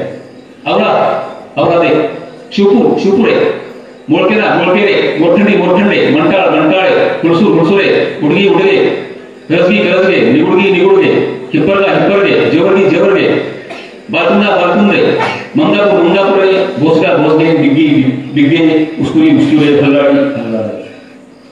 काय पुरावे किती पुरावे द्यायचं, किती ओढून सांगायचं आणि किती पुरावे द्यायचे लिंगायत संस्कृतीबद्दल, एवढे पुरावे कमी आहे. आणखी पुरावे पाहिजे असेल तुम्हाला मिळू शकतील. शरण संस्कृतीचा लिंगायत समाजावरील प्रभाव, आता एकंदरीत आपण पहिला समाजावर प्रभाव काय पडला शरण संस्कृतीचा लिंगायत समाजावरील प्रभाव. आपल्याला आहार बदल कसा आहे, आपला आहार भुगी खीर आपण करतो, आपण आता पण झाले, पण काही ठिकाणी खीर आवर्जून करतात. कडक भाकर, दही चटणी, भात भाजी, बेळी, मिसळ, ताक, मठ्ठा. ताक मठ्ठा हे मुलगी मारायच्या घरी आदरणानं ते महादेवी शेवटी करायची आपल्याला माहिती आहे. आमटी, दूध, तूप, पुरणपोळी, इडली सांबर, वडा सांबर, जवस, शेंगदाणा चटणी, लोणचे, उत्तप्पा, धिरडी, उकड्या भाजी वगैरे आपल्या समाजात लिंगायत शरण संस्कृतीत जुळणारी अन्न पदार्थ आहे.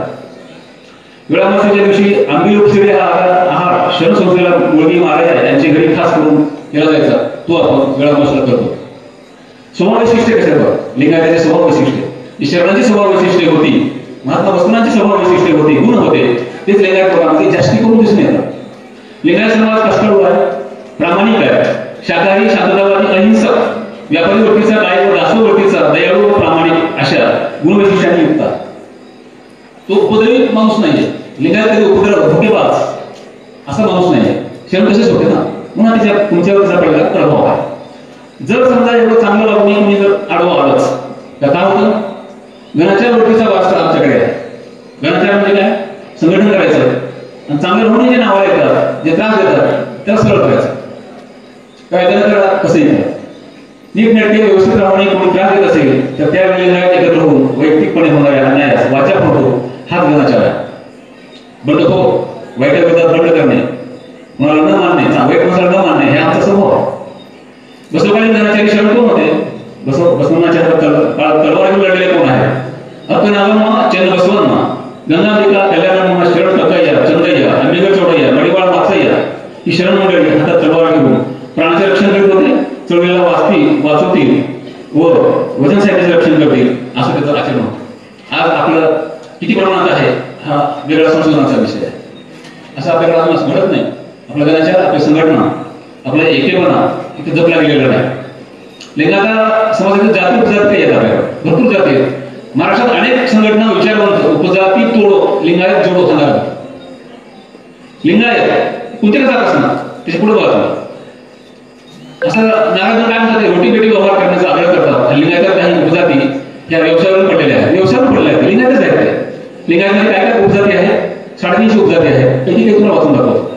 दीक्षिवंत, राशीवंत, शिलवंत, टोहार कतय्या, हरडय्या, कुंभा, लिंगायत गुरु, बेगड, माळी, फुलारी, लिंगायत सुतार, पांचाळ, फरी, नावी, गवळी, सोनार, माळी, धनगर, वाणी, गंगम, गवा, गुडगा, बेडा, पती, तांबोळी, रेटी, गवळणी, चारी चतुर, पंचम, लिंगडे या सर्व 350 उपजाती आपल्या लिंगायतामध्ये आहेत. सर्व तुमचे आहे.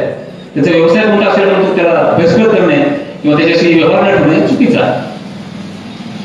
या सर्व उपजाती लिंगायत संस्कृती जतन करतात. बसवादी शरणांचा प्रभाव या सर्व उपजातीवर आहे.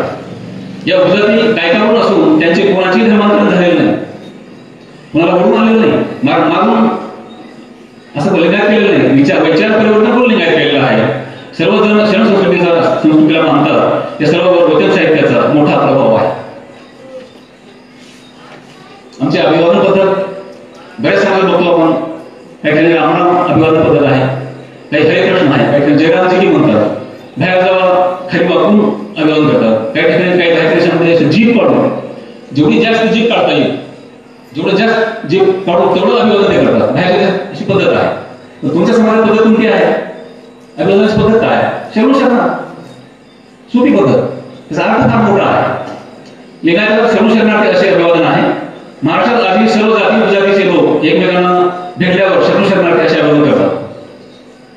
समाज एकत्र करण्यासाठी महात्मा फुले दोन्ही हात जोडून शरणार्थी असे अभिवादन स्वीकारलेले आहे. ते आजही 900 वर्षापासून पाळले जाते. महात्मा फुले हात जोडून समाज जोडला. त्यानंतरचे जे काही लोक आहेत, काही धर्माचे प्रचारक म्हणतात, काही म्हणतात, ते पाय जोडून समाज वाढवायचा प्रयत्न करतात. म्हणजे काय? मला सांगा, हात जोडून समाज वाढायचे का पाय जोडून समाज वाढ? हात जोडणं म्हणजे शरण जाणे, पाय जोडणे म्हणजे पाय जोडले मी पाया पडा, मी मोठा आहे, मी असाच आहे, फळाना आहे, विस्तार आहे, अशाने समाज जोडत नाही. तर पाय जोडून नव्हे, पाया पडून घेण्याने नव्हे, हात जोडून नम्रपणाने शरण गेल्याने समाज जोडतो. हे या ठिकाणी आपल्याला विशेष करून लक्षात घ्यावं. किती महत्वाचे मुद्दे आहेत. आपल्याला 21 वर्षात सुचत नाही, पण बसवण्णाला त्या शरणांना आहे 12 वर्षात सुचलं. त्यांची बुद्धिमत्ता, त्यांची लेवल, त्यांची विचारसरणी किती जबरदस्त, किती चांगली कल्याणकारी होती हे आपल्याला कळून. शरण संस्कृतीचा वारसा बघा, जन्मापासून ते मृत्यूपर्यंतचा तो जपला जातो. आपल्या धर्मामध्ये कोणता वारसा आहे? बाळ गर्भात असताना गर्भाला शिंग आपण बांधतो. तुमच्या गावात पद्धत आहे की माहित नाही, पण आई जेव्हा गरोदर असते तेव्हा त्या गर्भाला शिंग बांधतात आणि तेच शिंग 7व्या दिवशी बाळाच्या गळ्यात बांधलं जातं. ही तुमच्या जन्मापासून मृत्यूपर्यंतची जी संस्कार आहे ती जपण्याची पद्धत बघा. विवाहाप्रसंगी इष्टलिंग बांधण्याची पद्धत आपल्याकडे आहे. लिंग केल्यानंतर प्रेताला दफन करणे ही आपली पद्धत आहे. जाळणे नाही, पुरणे. मरण म्हणजे महानवमी मोठा उत्सव असतो, त्यावेळी शोक न करणे ही आपल्याकडे पद्धत आहे. रडत बसायचं नाही, वडील माणसं गेल्यानंतर आनंद उत्सव साजरा करायचा. त्यामुळे महानवमी म्हणजे मोठा उत्सव मानला जातो. प्रेताच्या हातात इष्टलिंग देऊन दफन करणे, आयुष्यभर लिंगायताचा आहार विहार, उच्चार व आचारावर शरण संस्कृतीचा हा मोठा प्रभाव आहे. लिंगायताच्या सर्व 350 जाती उपजातीवर शरण संस्कृतीचाच प्रभाव आहे. नावे आडनावे सण उत्सव संस्कारावरील शरण तत्वज्ञानाचा प्रभाव आहे. म्हणून तुम्ही लिंगायत धर्मीय आहेत. लिंगायत एक स्वतंत्र धर्म आहे आणि लिंगायत धर्माचे धर्म संस्थापक महात्मा बसवण्णा हेच आहे. हे पुन्हा आवर्जून आणि स्पष्टपणे सांगावं. त्यांनी समर्पकाकडे येतं. अशा प्रकारे गेल्या तासभर महात्मा बसवण्णा व शरण संस्कृतीचा लिंगायत समाजावरील प्रभाव आपण पाहिलेला आहे. या विषयावर आपण माझे विचार ऐकले, आपण मला सहन केला. किनी करू तळनामक उजेडातून येथील शरण विविध कार्यक्रम घेतात व शरण स्थळवेसाठी योगदान देतात. या पंचक्रोशीतील गावासाठी आपली प्रत्येक बाब आदर्श ठरावी. उत्तरोत्तर आपली या क्षेत्रात प्रगती होऊन आपल्याला गावचे व शरण डॉक्टर श्री भीमराव पाटील सर यांच्या प्रयत्नाने वेगवेगळ्या उपक्रम हाती घेऊन ते यशस्वी व्हावे ही बसवचरणी प्रार्थना. धन्यवाद. शरण जय बसव. ज्यांच्या वयाला 90वी वर्ष पूर्ण झाले असे शरण भाऊरावप्पाजी, ज्यांनी आता बसवादी शरण संस्कृतीचा समाज जीवनावर काय प्रभाव आहे, कैलासी राणा कैलासामधल्या गप्पा किंवा इतर गोष्टी, रंजक गोष्टी हा विषय नाहीये. हा एक शोध निबंध आहे. जे कोणी प्रोफेसर असतील, प्राध्यापक असतील किंवा या समाजाचं ज्यांनी संशोधन केलेलं आहे विद्यापीठाच्या पातळीवर, म्हणून हा थोडासा अवघड गोष्ट होती, कठीण गोष्ट होती, विषय अवघड होता. पण ज्यांना कुणाला हा विषय समजून घेता आला तो अतिशय महत्वाचा होता. आणि मग इथं आमचे कस्तुरे साहेब आले. त्यांनी समाज जीवनावर बसवादी शरण संस्कृतीचा काय प्रभाव आहे हे नाव आडनावावरून सांगितलं. आता साधं उदाहरण आहे, तुम्हाला मी एक प्रश्न विचारतो, उत्तर द्या फक्त. आपले आजोबा पंजोबा खापर पंजोबा पाहुणे घरी आल्यानंतर किंवा आपले सोयरे काय जे काय झाल्यानंतर लिंगायत समाजाचे लोक अभिवादन म्हणत असताना काय म्हणतात तेवढं सांगा मला. शरणार्थ, शरणू, शरणार्थ किंवा शरणार्थ हे या जगामध्ये कुठल्याही इतिहासामध्ये कुठलेही ग्रंथ वाचा, शरणार्थ हे कोणत्या धर्मग्रंथामध्ये कोणत्या समाजामध्ये लिंगायताच्या व्यतिरिक्त म्हटलं जातं का? नाही. आणि शरण हा शब्द, शरणार्थ हे या देशामध्ये आणि इतिहासामध्ये पहिल्यांदा कोण म्हटलंय माहिती आपल्याला? शरणार्थ हे पहिल्यांदा राजवाड्यामध्ये जात असताना घोड्यावरून खाली उतरून महात्मा बसवण्णांनी शरण हरवण्याला पहिल्यांदा शरणार्थ म्हटलेलं आहे. आणि तेव्हापासून शरणार्थ म्हणण्याची प्रक्रिया आणि संस्कृती सुरू झाली. आणि बसवण्णांचे आता महाराष्ट्रामध्ये तुकोबांना काय म्हणतात? तुकोबांना काय म्हणतात? संत. ज्ञानदेवांना काय म्हणतात? संत. तसं बसवादी शरण बसवण्णांच्या सोबत जे 770 होते त्यांना शरण म्हणतात. छत्रपती शिवरायांच्या सोबत जे मावळे होते त्यांना मावळे म्हणतात. बुद्धांच्या सोबत जे होते त्यांना भिक्खू म्हणतात. महावीरांच्या सोबत जे होते त्यांना मुनी म्हणतात. आणि तुकोबांच्या सोबत जे होते त्यांना संत म्हणतात. आणि बसवण्णांच्या जे सोबत होते त्यांना शरण म्हणतात. आणि म्हणून शरण ही परंपरा लिंगायतांमध्ये आली आणि शरण पासून शरणार्थ ही परंपरा आलेली आहे. आता विचार करा तुम्ही कोणाच्या वादात आहात? तुमच्या समाजामध्ये शरणार्थ आणि शरण, तुम्ही जर लातूरमध्ये आलात तर शरणप्पा, शरण भवन, शरणार्थी नावाचे लोक आहेत लातूरमध्ये. शरणार्थी, शरणार्थी, शरणे, शरणप्पा, शरणम्मा, शरणव्वा, शरणार्थी. मी कित्येक उदाहरण देऊन सांगतो की लिंगायत समाजामध्ये ही परंपरा कशा पद्धतीने आलेली आहे. म्हणून आता वेळ नाहीये, माझा काही व्याख्यानाचा विषय नाहीये, कारण हे माझं गाव आहे. मला तुम्हाला मार्गदर्शन करण्याची आवश्यकता नाही, तुम्ही खूप हुशार आहात. परंतु हा सगळा इतिहास थोडं वाचा. दुसरे कोण सांगते म्हणून खरं मानू नका. इतिहास वाचा. जे इतिहास विसरतात त्या समाजाला इतिहास नसतो. म्हणून माझी आपल्याला विनंती आहे की कोण काय म्हणतंय यापेक्षा खरं काय आहे, माझं ते खरं म्हणण्यापेक्षा सत्य ते खरं, खरं ते माझं म्हणण्याची आवश्यकता आहे. म्हणून आज महाराष्ट्र सरकारनं काल निर्णय घेतला, सोलापूर विद्यापीठामध्ये 1 जानेवारीला महात्मा बसवेश्वर सरांचा अध्यासन स्थापन होत आहे. आणि महाराष्ट्रामध्ये आता MA, MPhil, PhD, BA सर्व कोर्सेस आता मराठीमधून विद्यापीठामधून शिकवले जाणार आहेत संपूर्ण महाराष्ट्रामध्ये. 600 कोटी रुपये केंद्र सरकारने आणि कर्नाटक सरकारने बसव कल्याणला मंजूर केलेले आहे.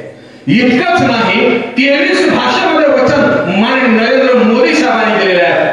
इतकंच नाही, भारतामध्ये सर्वात चाहते, सर्वात जास्त फॅन बसवण्णांचे जर कोण असतील तर भारताचे पंतप्रधान माननीय नरेंद्र मोदी साहेब हे बसवण्णांचे फॅन आहेत. माननीय राहुल गांधी साहेबांना आणि मल्लिकार्जुन खरगे साहेबांना ते असं म्हणाले संसदेमध्ये, खरगे साहब तुम जहां कर्नाटक से आ रहे हो इस संसद में आपको मालूम नहीं है, या जगामध्ये लोक संसद हे इंग्रज लोकांनी स्थापन केलेली नाही, तर संसदेची स्थापना 12व्या शतकामध्ये महात्मा बसवण्णांनी स्थापन केलेली आहे. हे नरेंद्र मोदी साहेबांनी संसदेत म्हणलं. आता काय सांगावं लिंगायत समाजात? अरे बरं, समजून घ्या, वाचून घ्या. 12व्या शतकामध्ये ज्या महात्मा बसवण्णांनी लोक संसदेची स्थापना केली आणि अनुभव मंडप म्हणजे आपले विचार अभिव्यक्त करण्याची जागा. बघा, काही लोक अनुभव मंडप म्हणते, ते फार चुकीचं आहे. मंडप म्हणजे हा मंडप. मंडप म्हणजे काय? अनुभव मंडप. अनुभवाचे मंडप, मनातले विचार, अनुभवाचे विचार एकत्र येणं आणि विचारांचा आविष्कार करणं म्हणजे अनुभव मंडप आहे. कीर्तनकार फक्त 2 तास स्वतः त्याला काय बोलायचं आहे बोलतोय. कीर्तनामध्ये प्रश्न विचारण्याचा अधिकार नाहीये, कीर्तनकाराला प्रश्न विचारण्याचा अधिकार नाहीये. परंतु अनुभव मंडपामध्ये पाटील साहेब जोरजोरात बोलत असले तरी प्रश्न विचारण्याचा अधिकार आहे, शंका समाधान करण्याचा अधिकार आहे. अनुभव मंडप म्हणजे प्रत्येकाला आपला विचार मांडण्याचा अधिकार आहे आणि चर्चा झाली पाहिजे, चिकित्सा झाली पाहिजे. म्हणून आमची अक्क महादेवी म्हणते, झाडाला झाड कसल्यानंतर अग्नी उत्पन्न होते आणि माणसाने एकत्र बसून चर्चा केल्यानंतर ज्ञानाची उत्पत्ती होते. या चक्क महादेवी 12व्या शतकामध्ये होते. आणि म्हणून डॉक्टर बाबासाहेब आंबेडकरांनी स्पष्टपणे सांगितलेलं आहे, मूक नायक या अंकामध्ये डॉक्टर बाबासाहेब आंबेडकर असं म्हणतात, या देशामध्ये पहिला महामानव जर कोण असेल तर ते तथागत गौतम बुद्ध, दुसरा महामानव कोण असेल तर भगवान महावीर, आणि डॉक्टर बाबासाहेब आंबेडकरांचं म्हणणं आहे या जगामध्ये तिसरा जर महामानव कोण असेल तर ते आहे महात्मा बसवण्णा, असं डॉक्टर बाबासाहेब आंबेडकरांचं सुद्धा म्हणणं आहे. मग मला सांगा की हा इतिहास आम्ही कधी कळणार? जर येणाऱ्या पिढीला जर आपण बसवण्णा नाही सांगितलं, पाया पडून नारळ पडून आयुष्य बदलणार नाही, वचन वाचून आपल्या विचारांमध्ये परिवर्तन होण्याची आवश्यकता आहे. बसवण्णा सांगतात आणि त्याची ज्ञानावर सत्ता, त्याची जगावर सत्ता आहे. आज तुम्हाला सांगा, एखादा विद्यार्थी IAS आणि IPS जर व्हायचा असेल, IAS आणि IPS त्याची जर निवड व्हायची असेल, MPSC ला जर त्याची निवड व्हायची असेल तर त्याला ज्ञान मिळवलं पाहिजे आणि ज्ञानाच्या परीक्षेमध्ये त्याला पहिला नंबर असला पाहिजे, तरच त्याला ती परीक्षा मिळणार आहे, तरच त्याला ते पद मिळणार आहे. 12व्या शतकामध्ये बसवण्णा सांगितले आणि त्याची ज्ञानावर सत्ता, त्याची जगावर सत्ता. म्हणून ज्ञान मिळवा. म्हणून आता मठ आणि मंदिरामध्ये जाण्याची आवश्यकता नाही, अनुभव मंडपामध्ये आलं पाहिजे. कारण मंदिराच्या जर पायऱ्या तुम्हाला चढू देत नसतील तर आता विद्यापीठाचा पायऱ्या चढा आणि विद्यापीठाचा कुलगुरू होण्याचा मान मिळवा. त्याच्याशिवाय बसवण्णाचं वचन आपल्याला आपल्या लक्षामध्ये येऊ शकणार नाही. म्हणून आपलं स्पष्ट मत आहे की आपण बसवण्याला समजून घेण्याची आवश्यकता आहे. जे सोबत येतील ते प्रभावामध्ये पुढे जातील, जे सोबत येणार नाही ते कालबाह्य ठरतील. कारण डॉक्टर APJ अब्दुल कलाम साहेबांचं म्हणणं आहे, माझं नाहीये, डॉक्टर APJ कलाम साहेबांचं म्हणणं आहे की जगातले सगळे सिद्धांत वाचले पण महात्मा बसवण्णांचा कायकवे कैलास हा सिद्धांत मला सर्वात महत्वाचा वाटला, असं डॉक्टर APJ अब्दुल कलाम साहेबांचं, माझं नाही, अब्दुल कलाम साहेबांचं म्हणणं आहे. आणि म्हणून ते जगद्गुरू तुकोबांनी सुद्धा बसवण्णांचा उल्लेख केला, जन्माचा उल्लेख केला. आपण वाचत नाहीये. ज्ञानदेव, ज्ञानदेवावर सुद्धा संस्कार बसवण्णांचे. नामदेवाचा आजोळाच बसव कल्याण होतं, शिंपी नामदेव. नामदेवात वारकरी संतांवर बसवण्णांचा प्रभाव आहे, सर्व वारकरी संतांवर, तुकोबांवर. ह्या सगळ्या गोष्टी जर आपण अभ्यास केल्या तर माझं म्हणणं नाहीये, महाराष्ट्रातल्या सगळ्या पुरोगामी विचारवंताचं म्हणणं आहे, दक्षिण भारतामध्ये आणि भारतामध्ये सर्वात महत्वाची क्रांती करणारा महात्मा बसवण्णा हा मूळ आहे आणि त्यांनी ही सगळी समग्र समाज क्रांती करण्याचं काम केलेलं आहे. म्हणून आपण हा इतिहास समजून घेण्याची आवश्यकता आहे. म्हणून अनुभव मंडप म्हणजे समग्र समाज क्रांतीचा हुंकार होता. अनुभव मंडप म्हणजे समग्र समाज क्रांतीचा हुंकार होता. वचनांच्या कडिमांचा तो महाविद्रोह होता. वचनांच्या कडिमांचा तो महाविद्रोह होता. प्रज्ञा प्रतिभेचा तो बुलंद आवाज होता आणि कल्याणच्या प्रतिक्रांतीचा तो धगधगता इतिहास होता. हा इतिहास जाणून घेण्याची आवश्यकता आहे आणि म्हणून इतिहासाचा अध्ययन म्हणजे गुलामी आहे, हे लक्षात ठेवा तुम्ही. म्हणून बसवण्णांनी कुणाकडूनही पाया पडून घेतलेला नाही. बसवण्णांनी कुणाला इष्टलिंग दीक्षा द्यायला दाखवा. त्या माणसानं कुणालाही इष्टलिंग दीक्षा दिली नाही. त्या माणसानं सांगितलं माझा कुणीही शिष्य नाही, मी कुणाचाही गुरु नाहीये. एकच असा महात्मा आहे की ज्या माणसानं आपल्या समान बनवलेला आहे, आपल्या समान बनवलेला आहे. माझे सगळे शरण तुम्ही आहात, मी तुमचा सेवक आहे. म्हणून बसवण्णा म्हणतात मंदिराचा कळस बनवून, मंदिराचा कळस बनवून कावळ्याच्या विष्ठेने अपवित्र होण्यापेक्षा, मंदिराचा कळस बनवून कावळ्याच्या विष्ठेने अपवित्र होण्यापेक्षा माझ्या शरणांच्या पायातल्या पादुका करावे म्हणजे घोडल संगम देवा.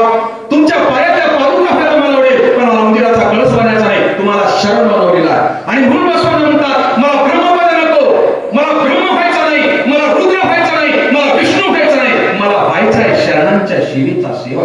तुमची पदवी मला पाहिजे. म्हणून बसवण्णा काय करायचं, जमिनीवर बसून प्रवचन द्यायचं, जमिनीवर बसायचे आणि शरण टाकाया माचाया यांच्या मांडीला मांडी लावून ते अनुभव मंडपामध्ये बसायचं. त्याच्यामध्ये आमचे संजय पाटलासारखा शरण बसवण्याकडे गेला आणि म्हणाला कस्तुरे साहेब की तुम्ही जमिनीवर बसून एवढे महान महात्मे आहात, तुम्ही अनुभव मंडपची स्थापना केली, तुम्ही इथं सर्वसामान्य लोकांच्या मांडीला मांडी बसून बसता, तुम्ही स्टेजवर का बसत नाही? तर बसवून असं म्हणाले जे खुर्चीवर बसतात, जे स्टेजवर बसतात त्या काळात लावून तुम्ही, जे स्टेजवर बसतात ते जमिनीवर खाली पडू शकतात पण जे जमिनीवर बसतात ते कुठंच पडत नाही.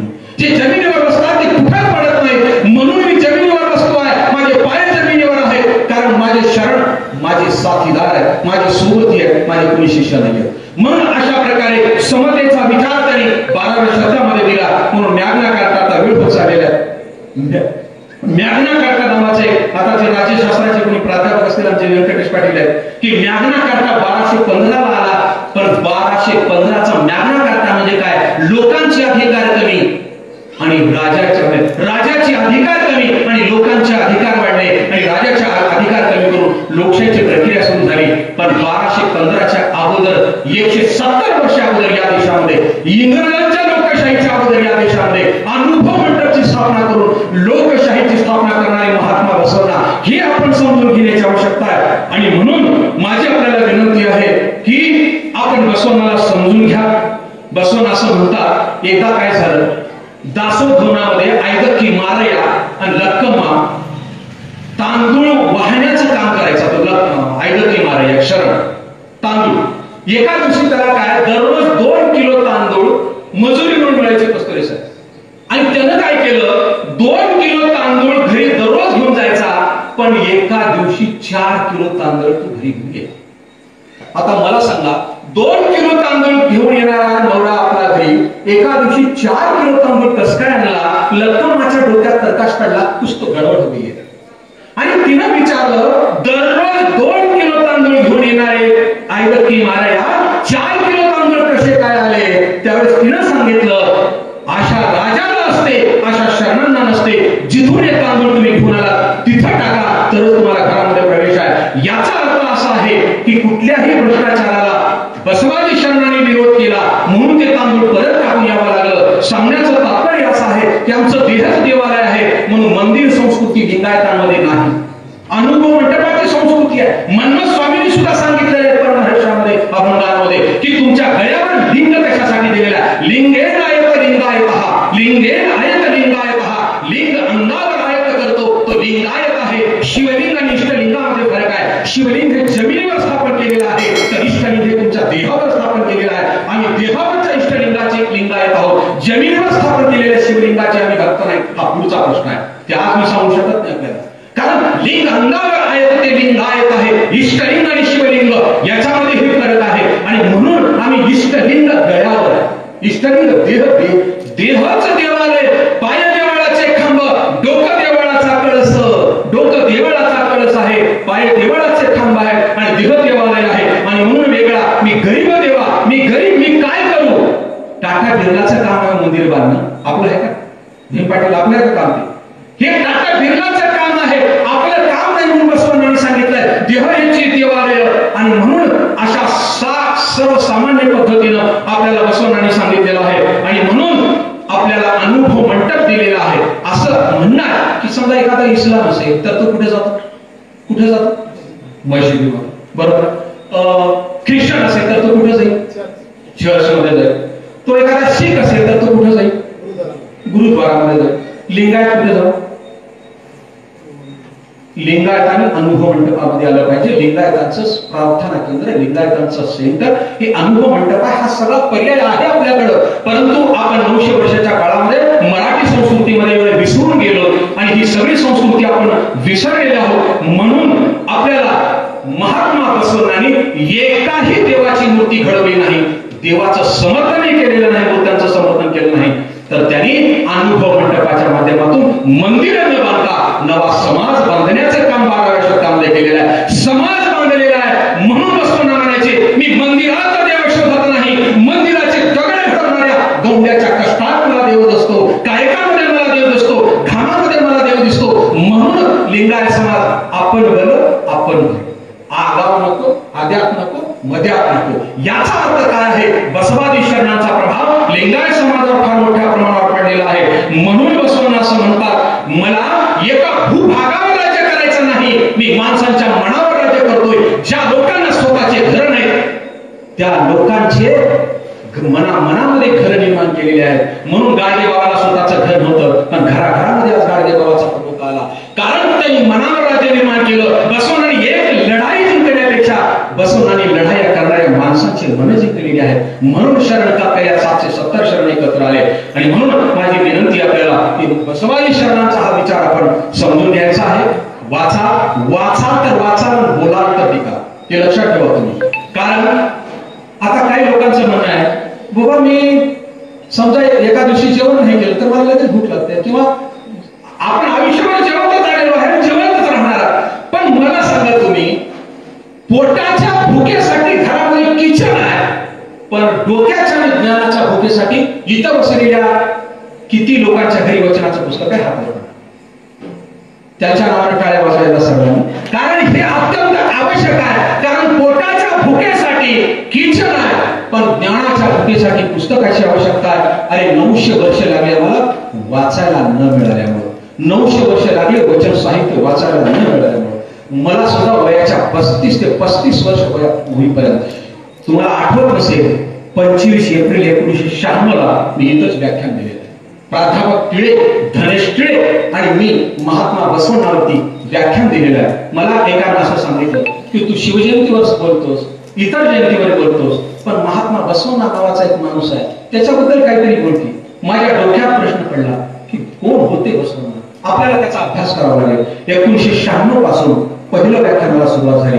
आज 2020 आहे. संपूर्ण महाराष्ट्र आणि दक्षिण भारतामध्ये माझ्याकडे नोंद आहे महात्मा बसवण्णा आणि इतर सर्व बहुजन महामानवांच्या विचारांवरती 2000 व्याख्यानं या संपूर्ण दक्षिण भारतामध्ये देण्याचं काम केलेलं आहे. याचा अर्थ असा आहे की समाज बदलला पाहिजे, आपण परिवर्तनाच्या वाटेवर आलं पाहिजे. हे अत्यंत आवश्यक आहे. संत लक्ष्मण महाराज एका भंडामध्ये म्हणतात, बसव हो आमचा मूळ पुरुष, त्यांचे हो आम्ही वंशज. अरे मी म्हणत नाहीये, संत लक्ष्मण महाराज काय म्हणतात, बसव आमचा मूळ पुरुष आहे, आम्ही त्याचे वंशज आहोत. हे संत लक्ष्मण महाराज म्हणतात. संत मन्नस्वामी म्हणतात, ओम श्री गुरु बसवलिंगाय नमः. परमर्षाची सुरुवात आहे. मी बसवण्णांच्या पाळण्यातला तांदूळ आहे हे मन्नस्वामी जर म्हणत असतील तर मला सांगा प्रभाव कुणावर कुणाचा आहे. ज्ञानेश्वरीमध्ये 25,000 शब्द हे कन्नडचे का आलेले आहेत. का आले हा प्रश्न आहे. म्हणून इथल्या वारकरी संतांवर, इथल्या लिंगायत संतांवर, इथल्या सर्व महामानवांवरती महात्मा बसवण्णांच्या बसवादी शरण संस्कृतीचा आणि लिंगायत शरण संस्कृतीचा प्रभाव राहिलेला आहे. म्हणून बसवण्णा चुकून शरणार्थ करायचे. शरण संस्कृती आली लिंगायतांमध्ये, त्या सगळ्या लिंगायतांमधला हा जो आहार विहार त्या सगळ्या गोष्टी आपल्यामध्ये आल्या. म्हणून माझ्या डोक्यामध्ये प्रकाश पडला की डॉक्टर बाबासाहेब आंबेडकरांनी लिहिलेले संविधान आणि महात्मा बसवण्णांचं वचन. वेळ संपला माझं, 1-2 मिनिट. डॉक्टर बाबासाहेब आंबेडकरांनी लिहिलेलं संविधान आणि महात्मा बसवण्णांनी लिहिलेलं वचन याच्यामध्ये साम्य. हा विषय मी विद्यापीठाकडे अर्ज केला आणि विद्यापीठांना रीतसर सांगितलं की या विषयावर कुठे संशोधन झालेलं आहे का. भारताच्या युनिव्हर्सिटीमध्ये सर्व विद्यापीठातल्या त्या सर्व वेबसाईटवर पाहण्यात आलं की या विषयावर संशोधन झालेलं नाही. आणि मग मी विषय निवडला महात्मा बसवण्णांच्या वचनांमधून अभिव्यक्त होणाऱ्या भारतीय संविधान मूल्यांचा चिकित्सक अभ्यास. की 12व्या शतकामध्ये भारतीय संविधानाला अपेक्षित असलेला शरण समाज आणि भारतीय संविधानामध्ये जे मूल्य स्वातंत्र्य, समता, बंधुता, सामाजिक न्याय, सर्वनिष्ठा, मानवता, सत्य, सदाचार, सत्य, अहिंसा, पर्यावरण संवर्धन कित्येक निर्धारणं आपल्याला देऊ शकतो एक तरुण भारतीय संविधानामध्ये. आणि त्या भारतीय संविधानातल्या प्रत्येक मूल्यांवर महात्मा बसवण्णांनी वचन लिहिलं आणि प्रत्यक्ष योजना आखल्या. प्रत्यक्ष योजना आखल्या. शेतकऱ्यांना तळे बांधले, शेतकऱ्यांसाठी तळे बांधले. जमिनीवर खोदकाम करत असताना 66 कोटी रुपये भेटले. बसवण्णा म्हणाले हा पैसा राजाचा नाही, माझाही नाही, हा पैसा जनतेचा आहे, जनतेसाठीच खर्च झाला पाहिजे म्हणणारे महात्मा बसवण्णा हे अर्थशास्त्रज्ञ होते. आता वेळ होत चाललेला आहे आणि म्हणून माझी आपल्याला विनंती आहे, बसवादी शरणांचा हा विचार आपण समजून घेण्याची आवश्यकता आहे. आजही लातूरच्या त्या स्मशानभूमीमध्ये जर तुम्ही गेला तर 100 माणसांपैकी 80 लोकांचे नाव हे बसवण्णावर आहे. 80 लोकांचे नाव बसवण्णावरती. हे नाव लोक का ठेवतात? का ठेवले या लोकांनी नाव? बसम्मा, बसवा, बसवभूषण, बसप्पा, बसवा, बसवय्या हे नाव लोकांनी का ठेवले? एकनाथ आप्पा, सत्यनाप्पा, आप्पा का म्हणतात लोक? अण्णा का? मी अण्णा का म्हणतो माझ्या लक्षात आलं नाही, पण नंतर कळालं अण्णा शब्द मराठी नाही, अण्णा शब्द कन्नड आहे. अक्का शब्द मी का म्हणतो? अक्का शब्द मराठी नाही, अक्का शब्द कन्नड आहे. अप्पा शब्द मराठी नाही, अप्पा शब्द कन्नड आहे. अक्का नागम्मा, अक्का महादेवी म्हणून आम्ही अक्का म्हणतो, अण्णा म्हणतो, माय म्हणतो. हे शब्द कन्नडचे आहे आणि लिंगायत समाजाने आपल्या आचारामध्ये, आपल्या विचारामध्ये पिढ्यानपिढ्या पुढे ठेवत आलेला आहे. शब्द शरणार्थ म्हणत आलेला आहे. अण्णा, अप्पा, अक्का म्हणतात. आपल्या इरप्पा मुख्य, इरप्पा, भीमप्पा, जगत हे जे अप्पा आहे, अप्पा फक्त लिंगायतामध्ये लावलं जातं. अप्पा, बसव, अण्णा, बसवेश्वरांचं नाव बसवेश्वर नाही हे चूक आहे. कुठल्याही धारवाडच्या आणि त्या शिलालेखामध्ये आम्ही जाऊन पाहिलेलं आहे. बसवेश्वर हे नाव चुकीचं आहे, चुकीचं म्हणण्यापेक्षा त्याला ईश्वर लावलेला आहे, पण कुठंही त्यांचं नाव बसवेश्वर नाही. त्यांचं नाव मूळ त्यांच्या आईनं बसव ठेवलं आणि मग ते सगळ्यांचे अण्णा होते. कन्नड संस्कृतीनुसार बसवाधिक अण्णा बसवण्णा झालेला आहे आणि म्हणजे बसवण्णा. आणि मग त्यांचं काम महान असल्यामुळं त्यांना महात्मा असं म्हटलं, म्हणून आम्ही अण्णा म्हणतो. बसवण्णा आणि अण्णा हा शब्द बसवण्णापासून लिंगायत कल्चर मध्ये आलेला आहे. अक्का हा शब्द तिथून आलेला आहे. अक्क महादेवी, अक्क नागम्मा, बघा तुम्ही सगळे शब्द हे कसे आपल्यामध्ये आलेले आहेत. विभूती लावण्याची पद्धत, इष्टलिंगाची पद्धत, तुम्ही जे इष्टलिंग बांधता चांदीच्या सोन्याच्या, हे नाही. कुठल्याही बसवादी शरणांच्या गळ्यामध्ये इष्टलिंग हा कपड्यामध्येच आहे. बसवण्णांच्या गळ्यामध्ये कपड्यामध्ये हा इष्टलिंग आहे, कारण त्याचा हृदयावरती परिणाम आहे. म्हणून ह्या सगळ्या गोष्टी आजही, म्हणून हा सगळा परंपरा, या सगळ्या विचारधारा इथं जर आपण तपासल्या तर बसवादी शरणांचा हा फार मोठा प्रभाव आहे. म्हणून बसवादी शरणाने कुठल्याही जातीभेद न करता सर्वांना या लिंगायत धर्मामध्ये समाविष्ट करून घेतलं. वीरशैव हा चुकीचा शब्द आहे, म्हणून आपण आपल्या नावावर, आपल्या नावाच्या समोर कदापि वीरशैव शब्द लावू नका, लिंगायत हा शब्द लावा. कारण मला सांगायचं बसलेल्यांपैकी तुमच्या पिढ्या बाप जात्याने तुमच्या टीशवर लिंगायत नाव लावलं का वीरशैव? बोला बोला ना. लिंगायत आहे, तुमची ओळख लिंगायत आहे. मग मला सांगा, आपले बाप झाले आपल्या टीशवर जर लिंगायत नाव लावत असतील तर वीरशैव आलो.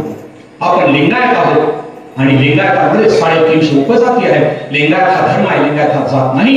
लिंगायत ही जातीयता नष्ट करणारी मुव्हमेंट आहे, धर्म. आता वेळ कमी आहे, हे सगळे विषय आपल्याला स्पष्ट मी करू शकत नाही. म्हणून आपण, मी सांगतो म्हणून अजिबात खरं म्हणू नका, थोडं वाचन करा. आपले बसव कथा करायचं हा, तर ह्या सगळ्या गोष्टी आपण कथेमधून आल्या पाहिजे. लिंगायत समाजाचं परिवर्तन झालं पाहिजे, बसवांना त्यांना समजले पाहिजे. ह्या सगळ्या गोष्टींची आज आवश्यकता आहे. कोणी सांगते म्हणून खरं नाही, तर ह्या सगळ्या गोष्टींची फार आवश्यकता आहे. जाता जाता आणखीन एक कालचा मुद्दा जो आपल्या समोर निर्माण झाला, आपल्या इथं काकडीचा म्हणून पार होता आणि इथे एक शिळा होती. की आता थोडस क्लिअर करतोय 2 मिनिटांमध्ये, की आपल्या गावामध्ये सुरुवातीला इथं आल्यानंतर एक माणूस युद्धामध्ये, पराक्रमामध्ये यादवांच्या काळामध्ये शहीद झाला. आता तो नेमका कोण झाला, काय झाला याचा इतिहास नाहीये. मग तो शहीद झाल्यानंतर अशा सतीशिळा आमच्या असं लक्षात आलं, आपल्या किनीची बातमी गेल्यानंतर तोंडामध्ये किंवा इतर काही गावामध्ये आहे, पण त्याही लोकांना माहिती नाही. पण मी पुस्तकांचा संदर्भ घेतला तर लातूर जिल्ह्यामध्ये कुठल्याही गावामध्ये सतीशिळा असल्याचा उल्लेख पुस्तकामध्ये नाही आहे. तिचे संदर्भ तुम्ही वापरले. मग आता वेगवेगळ्या गावामध्ये ही बातमी वाचल्यानंतर त्या लोकांना कळायला लागले की आमच्या गावामध्ये सतीशिळा आहे. मग हे सतीशिळा म्हणजे काय आहे? पराक्रमामध्ये एखादा गावचा पुरुष लढाईमध्ये, युद्धामध्ये मारला गेल्यानंतर बसवण्णांनी सती प्रथेला विरोध केला. पण नंतर 13व्या शतकामध्ये बसवण्णांच्या नंतर या महाराष्ट्रामध्ये, कर्नाटकाच्या काश्मीरमध्ये, सीमा भागामध्ये सतीची प्रथा फार मोठ्या प्रमाणात वाढली. बुद्धाच्या काळामध्ये सती प्रथा नव्हती, अलग लक्षामध्ये सती प्रथा नव्हती. 12व्या शतकाच्या नंतर सती प्रथा आली आणि मग त्या नवरात्रीचा युद्धामध्ये मारला गेल्यानंतर सती, सत्यानं वागणारी, सती हा शब्द सत्यानं वागणारी म्हणून हा सती शब्द आलेला आहे. नवऱ्याच्या सोबत सहगमन सती गेलेली आहे. म्हणून तो जो दगड, तुम्ही दगड नाही, ती सती शिळा आहे. खाली पती आणि पत्नी वारलेले तुम्ही बघा, मेलेले आहेत. त्याच्यानंतर सतीचा हात, ती सवासनी आहे, ती आपल्या पतीबरोबर सती गेलेली आहे. हातामध्ये 5 काकणं आहेत. वरती स्वर्गाकडे हात दाखवत आहे. त्याच्या बाजूला 2 अप्सर आहेत जे स्वर्गामध्ये त्यांचं स्वागत करत आहेत आणि त्याच्या पलीकडे मध्ये कैलास आहे, स्वर्ग आहे, कैलास दाखवलेला आहे आणि त्याच्या बाजूला चंद्र आणि सूर्य आहे. चंद्र आणि सूर्य असेपर्यंत या दोघांची ख्याती जगामध्ये, की निवच्या त्या माणसाची जगामध्ये ख्याती आजरावर राहील, त्याच्यासाठी ती शिळा कोरलेली आहे. त्याचा तो अर्थ आहे, अशा शिळा मंगळवेढा, वेळापूर, पंढरपूर, सातारा, सांगली, पुणे, धारवाड, गुलबर्गा आणि बिदर या भागामध्ये अनेक गावांमध्ये त्याचा संग्रह आहे. आणि म्हणून सतीशिळा आणि बिरगळ हे जे गावातली आपली जी सतीशिळा आहे ते मिश्र सतीशिळा आहे. मिश्र बिरगळ आणि सतीशिळा आहे. हा सगळा इतिहास आपण थोडं समजून घ्या. नक्कीच आपल्या गावाचा एक तो फार पराक्रमी पुरुष तिथं मेलेला आहे. वीर ब्रह्मा म्हणून काही भुरे पाटलाचे लोक नदीच्या किनारी जाऊन, मला वाटतंय की नवरदेवाला काय हळद लावतात, धोतर जोडे पूजन करतात. इतिहासामध्ये उल्लेख आहे, त्याला वीर ब्रह्मा म्हणलेला आहे. एक वीर तिथं सुद्धा शहीद झालेला आहे. त्याचं याचं नातं आपल्याला शोधावं लागेल. म्हणून तिथं एक वीर शहीद केला असल्यामुळं त्याला पुस्तकामध्ये संदर्भ आहे, त्याला वीर ब्रह्मा म्हणतात आणि वीर ब्रह्मावर्ण हे नाव या ठिकाणी ब्रह्मदेव ब्रह्मादेव असं त्या ठिकाणी आलेलं आहे. म्हणजे हा सगळा संदर्भ आपण लक्षात घेण्याची आवश्यकता आहे. आणि म्हणून आपण शरण बांधवांनो, आपण शरण आहोत, आपण शरणार्थ म्हणतो, आपण विभूतीचे पट्टे लावतो. म्हणून बसवण्णांचं चन्न बसवण्णांचं वचन आहे, नुसतेच भस्म धारण केल्यानं म्हणता येईल का शरण? नुसतेच भस्म धारण केल्यानं म्हणता येईल का शरण? ज्यानं दुराचार भस्म केले तो करा शरण. ज्यानं दुराचार भस्म केले तो शरण आहे. म्हणून लिंगायतांमध्ये हळद नाही, कुंकू नाही, लिंगायतांमध्ये विभूती आहे. तुम्ही कुठल्याही कर्नाटकामध्ये मठामध्ये जावा, इथेही विभूती लावतात. आमच्या राजेश्वर पठाण बरोबर लावलं खरा शरण पट्ट्या. म्हणजे याचा अर्थ असा आहे की ही सगळी गोष्ट आपण लिंगायत कल्चरमध्ये समजून घेण्याची आवश्यकता आहे. आणि म्हणून हा सगळा भाग इथं सांगायचा एवढाच आहे. इथं आमचे कस्तुरे साहेबांनी सेवानिवृत्तीच्या निमित्तानं असा एक माणूस आपल्या गावामध्ये आलेला, स्तुती म्हणून नाहीये, आयुष्यामध्ये 1 रुपयाचा भ्रष्टाचार केलेला नाही आणि करू दिलेला नाही. माननीय कस्तुरे साहेबांवरती आणि केसेस झाल्या, बदल्या झाल्या. त्यांनी सांगितलं मी बसवण्णांचा सच्चा शरण आहे, भ्रष्टाचार करू देणार नाही, करणार नाही. म्हणून आज हा काही अभियंता किरायाच्या घरामध्ये राहतो, भाड्याच्या घरामध्ये राहतोय. म्हणून त्यांच्या बदल्या वारंवार झाल्या, अनेकांनी धमक्या दिल्या. त्यांनी सांगितलं भिणार नाही, मी बसवेश्वराचा शरण आहे. आणि बसवेश्वराने मला सांगितलेलं आहे सत्य वागलं पाहिजे, भ्रष्टाचार नाही केला पाहिजे. आणि म्हणून भ्रष्टाचार 1 रुपयाचा भ्रष्टाचार न करता शेतकऱ्याच्या बांधावर जाऊन त्यांच्यासोबत मिरची भाकर खाऊन या माणसाने तळे म्हणून लातूरला 5 वर्ष पाणी पाजवायचं काम या माणसाने केलेलं आहे. कारण मांजरा धरणाचे मुख्य अभियंता ते होते, पण या प्रभावामध्ये आले. मला सर्वांना विनंती आहे, आपण रिटायर झाला, निवृत्त झाला, आता बसवण्णांचा विचार पोहोचवण्यासाठी आपण जरूर प्रयत्न केला पाहिजे. कारण हे ज्ञानाचं काम आहे, हे लोकांना अज्ञानात ठेवण्याचं काम नाहीये. लोकांना ज्ञानाचं काम आपल्याला करायचं आहे. म्हणून तुम्ही वाचा, स्वतः विचार करा, प्रश्न विचारा, चिकित्सा करा. लोक सांगतात मी सांगतोय म्हणून खरं म्हणू नका, थोडस तुम्ही स्वतः विचार करा. जाता जाता एकाच वाक्यात सांगतोय, बसवण्णांचं तत्वज्ञान 2 वाक्यात जर सांगा म्हटलं तर बसवण्णांचा एकच उद्देश होता, माणसानं विचार केला पाहिजे, माणसानं विचार केला पाहिजे आणि प्रश्न विचारले पाहिजे आणि सत्संग बुद्धीला पटलं तरच विचारला पाहिजे. म्हणून अनुभव मंडपामध्ये त्यांनी माणसं जमा केले, विचार करायला लावला आणि निर्णय घ्यायला लावला. म्हणून आपण सत्संग विवेक बुद्धीचे चर्चा आणि चिकित्सा करणारे शरण बना, ज्ञानी बना आणि विद्यापीठाच्या माध्यमातून, शिक्षणाच्या माध्यमातून स्वतःची प्रगती करा. तुम्हाला माझा प्रश्न आहे, आपल्या गावामध्ये एक तर IAS आणि IPS झाले का सांगा, हात वर करा. 70 वर्ष तुमचे फेल गेले देश स्वतंत्र झाल्यापासून. एकही आमच्या गावातला जर माणूस IAS आणि IPS झाला नसेल तर ह्या जागा कोण पटकावल्या? का आम्ही तिथं जाऊ शकत नाही? का आम्ही IAS होऊ शकत नाही? का आम्ही IPS होऊ शकत नाही? का आम्ही राष्ट्रपती भवनामध्ये जाऊ शकत नाही? का आम्ही मार्गदर्शन करू शकत नाही? आज त्याची गरज आहे, समाजाला ज्ञानाची गरज आहे, वचन सांगण्याची गरज आहे. आणि म्हणून आपल्या गावामधला ज्या दिवशी माणूस IAS होईल, IPS होईल, त्या दिवशी अनुभव मंडप 100% सक्सेस झाला आपल्याला म्हणता येईल. कारण आता आपल्याला बदललं पाहिजे, आपण IAS झालं पाहिजे, IPS झालं पाहिजे. एकमेकांचे पाय ओढण्यापेक्षा, खेकडे होऊन एकमेकांचे पाय ओढण्यापेक्षा जे चांगलं आहे आणि जे चांगलं काम करतंय त्याला तुम्ही शाबासकीची हात मारले पाहिजे. मोडून पडला संसार तरी मोडला नाही करणार, पाठीवरती हात ठेवून नुसते लढ म्हणा, नुसते लढ म्हणा. हे लढण्याचं जग नाही, हे लढण्याचं जग आहे. आणि लढण्याची प्रेरणा बसवण्याच्या वचनांमधून मिळू शकते. आणि म्हणून हा प्रबोधनाचा जागर गेल्या 25 वर्षापासून या भागामध्ये केला जातोय. तुम्हाला हा माणूस दिसतोय, हा जो तो MSc फिजिक्स का हा MSc मॅथमॅटिक्स आहे.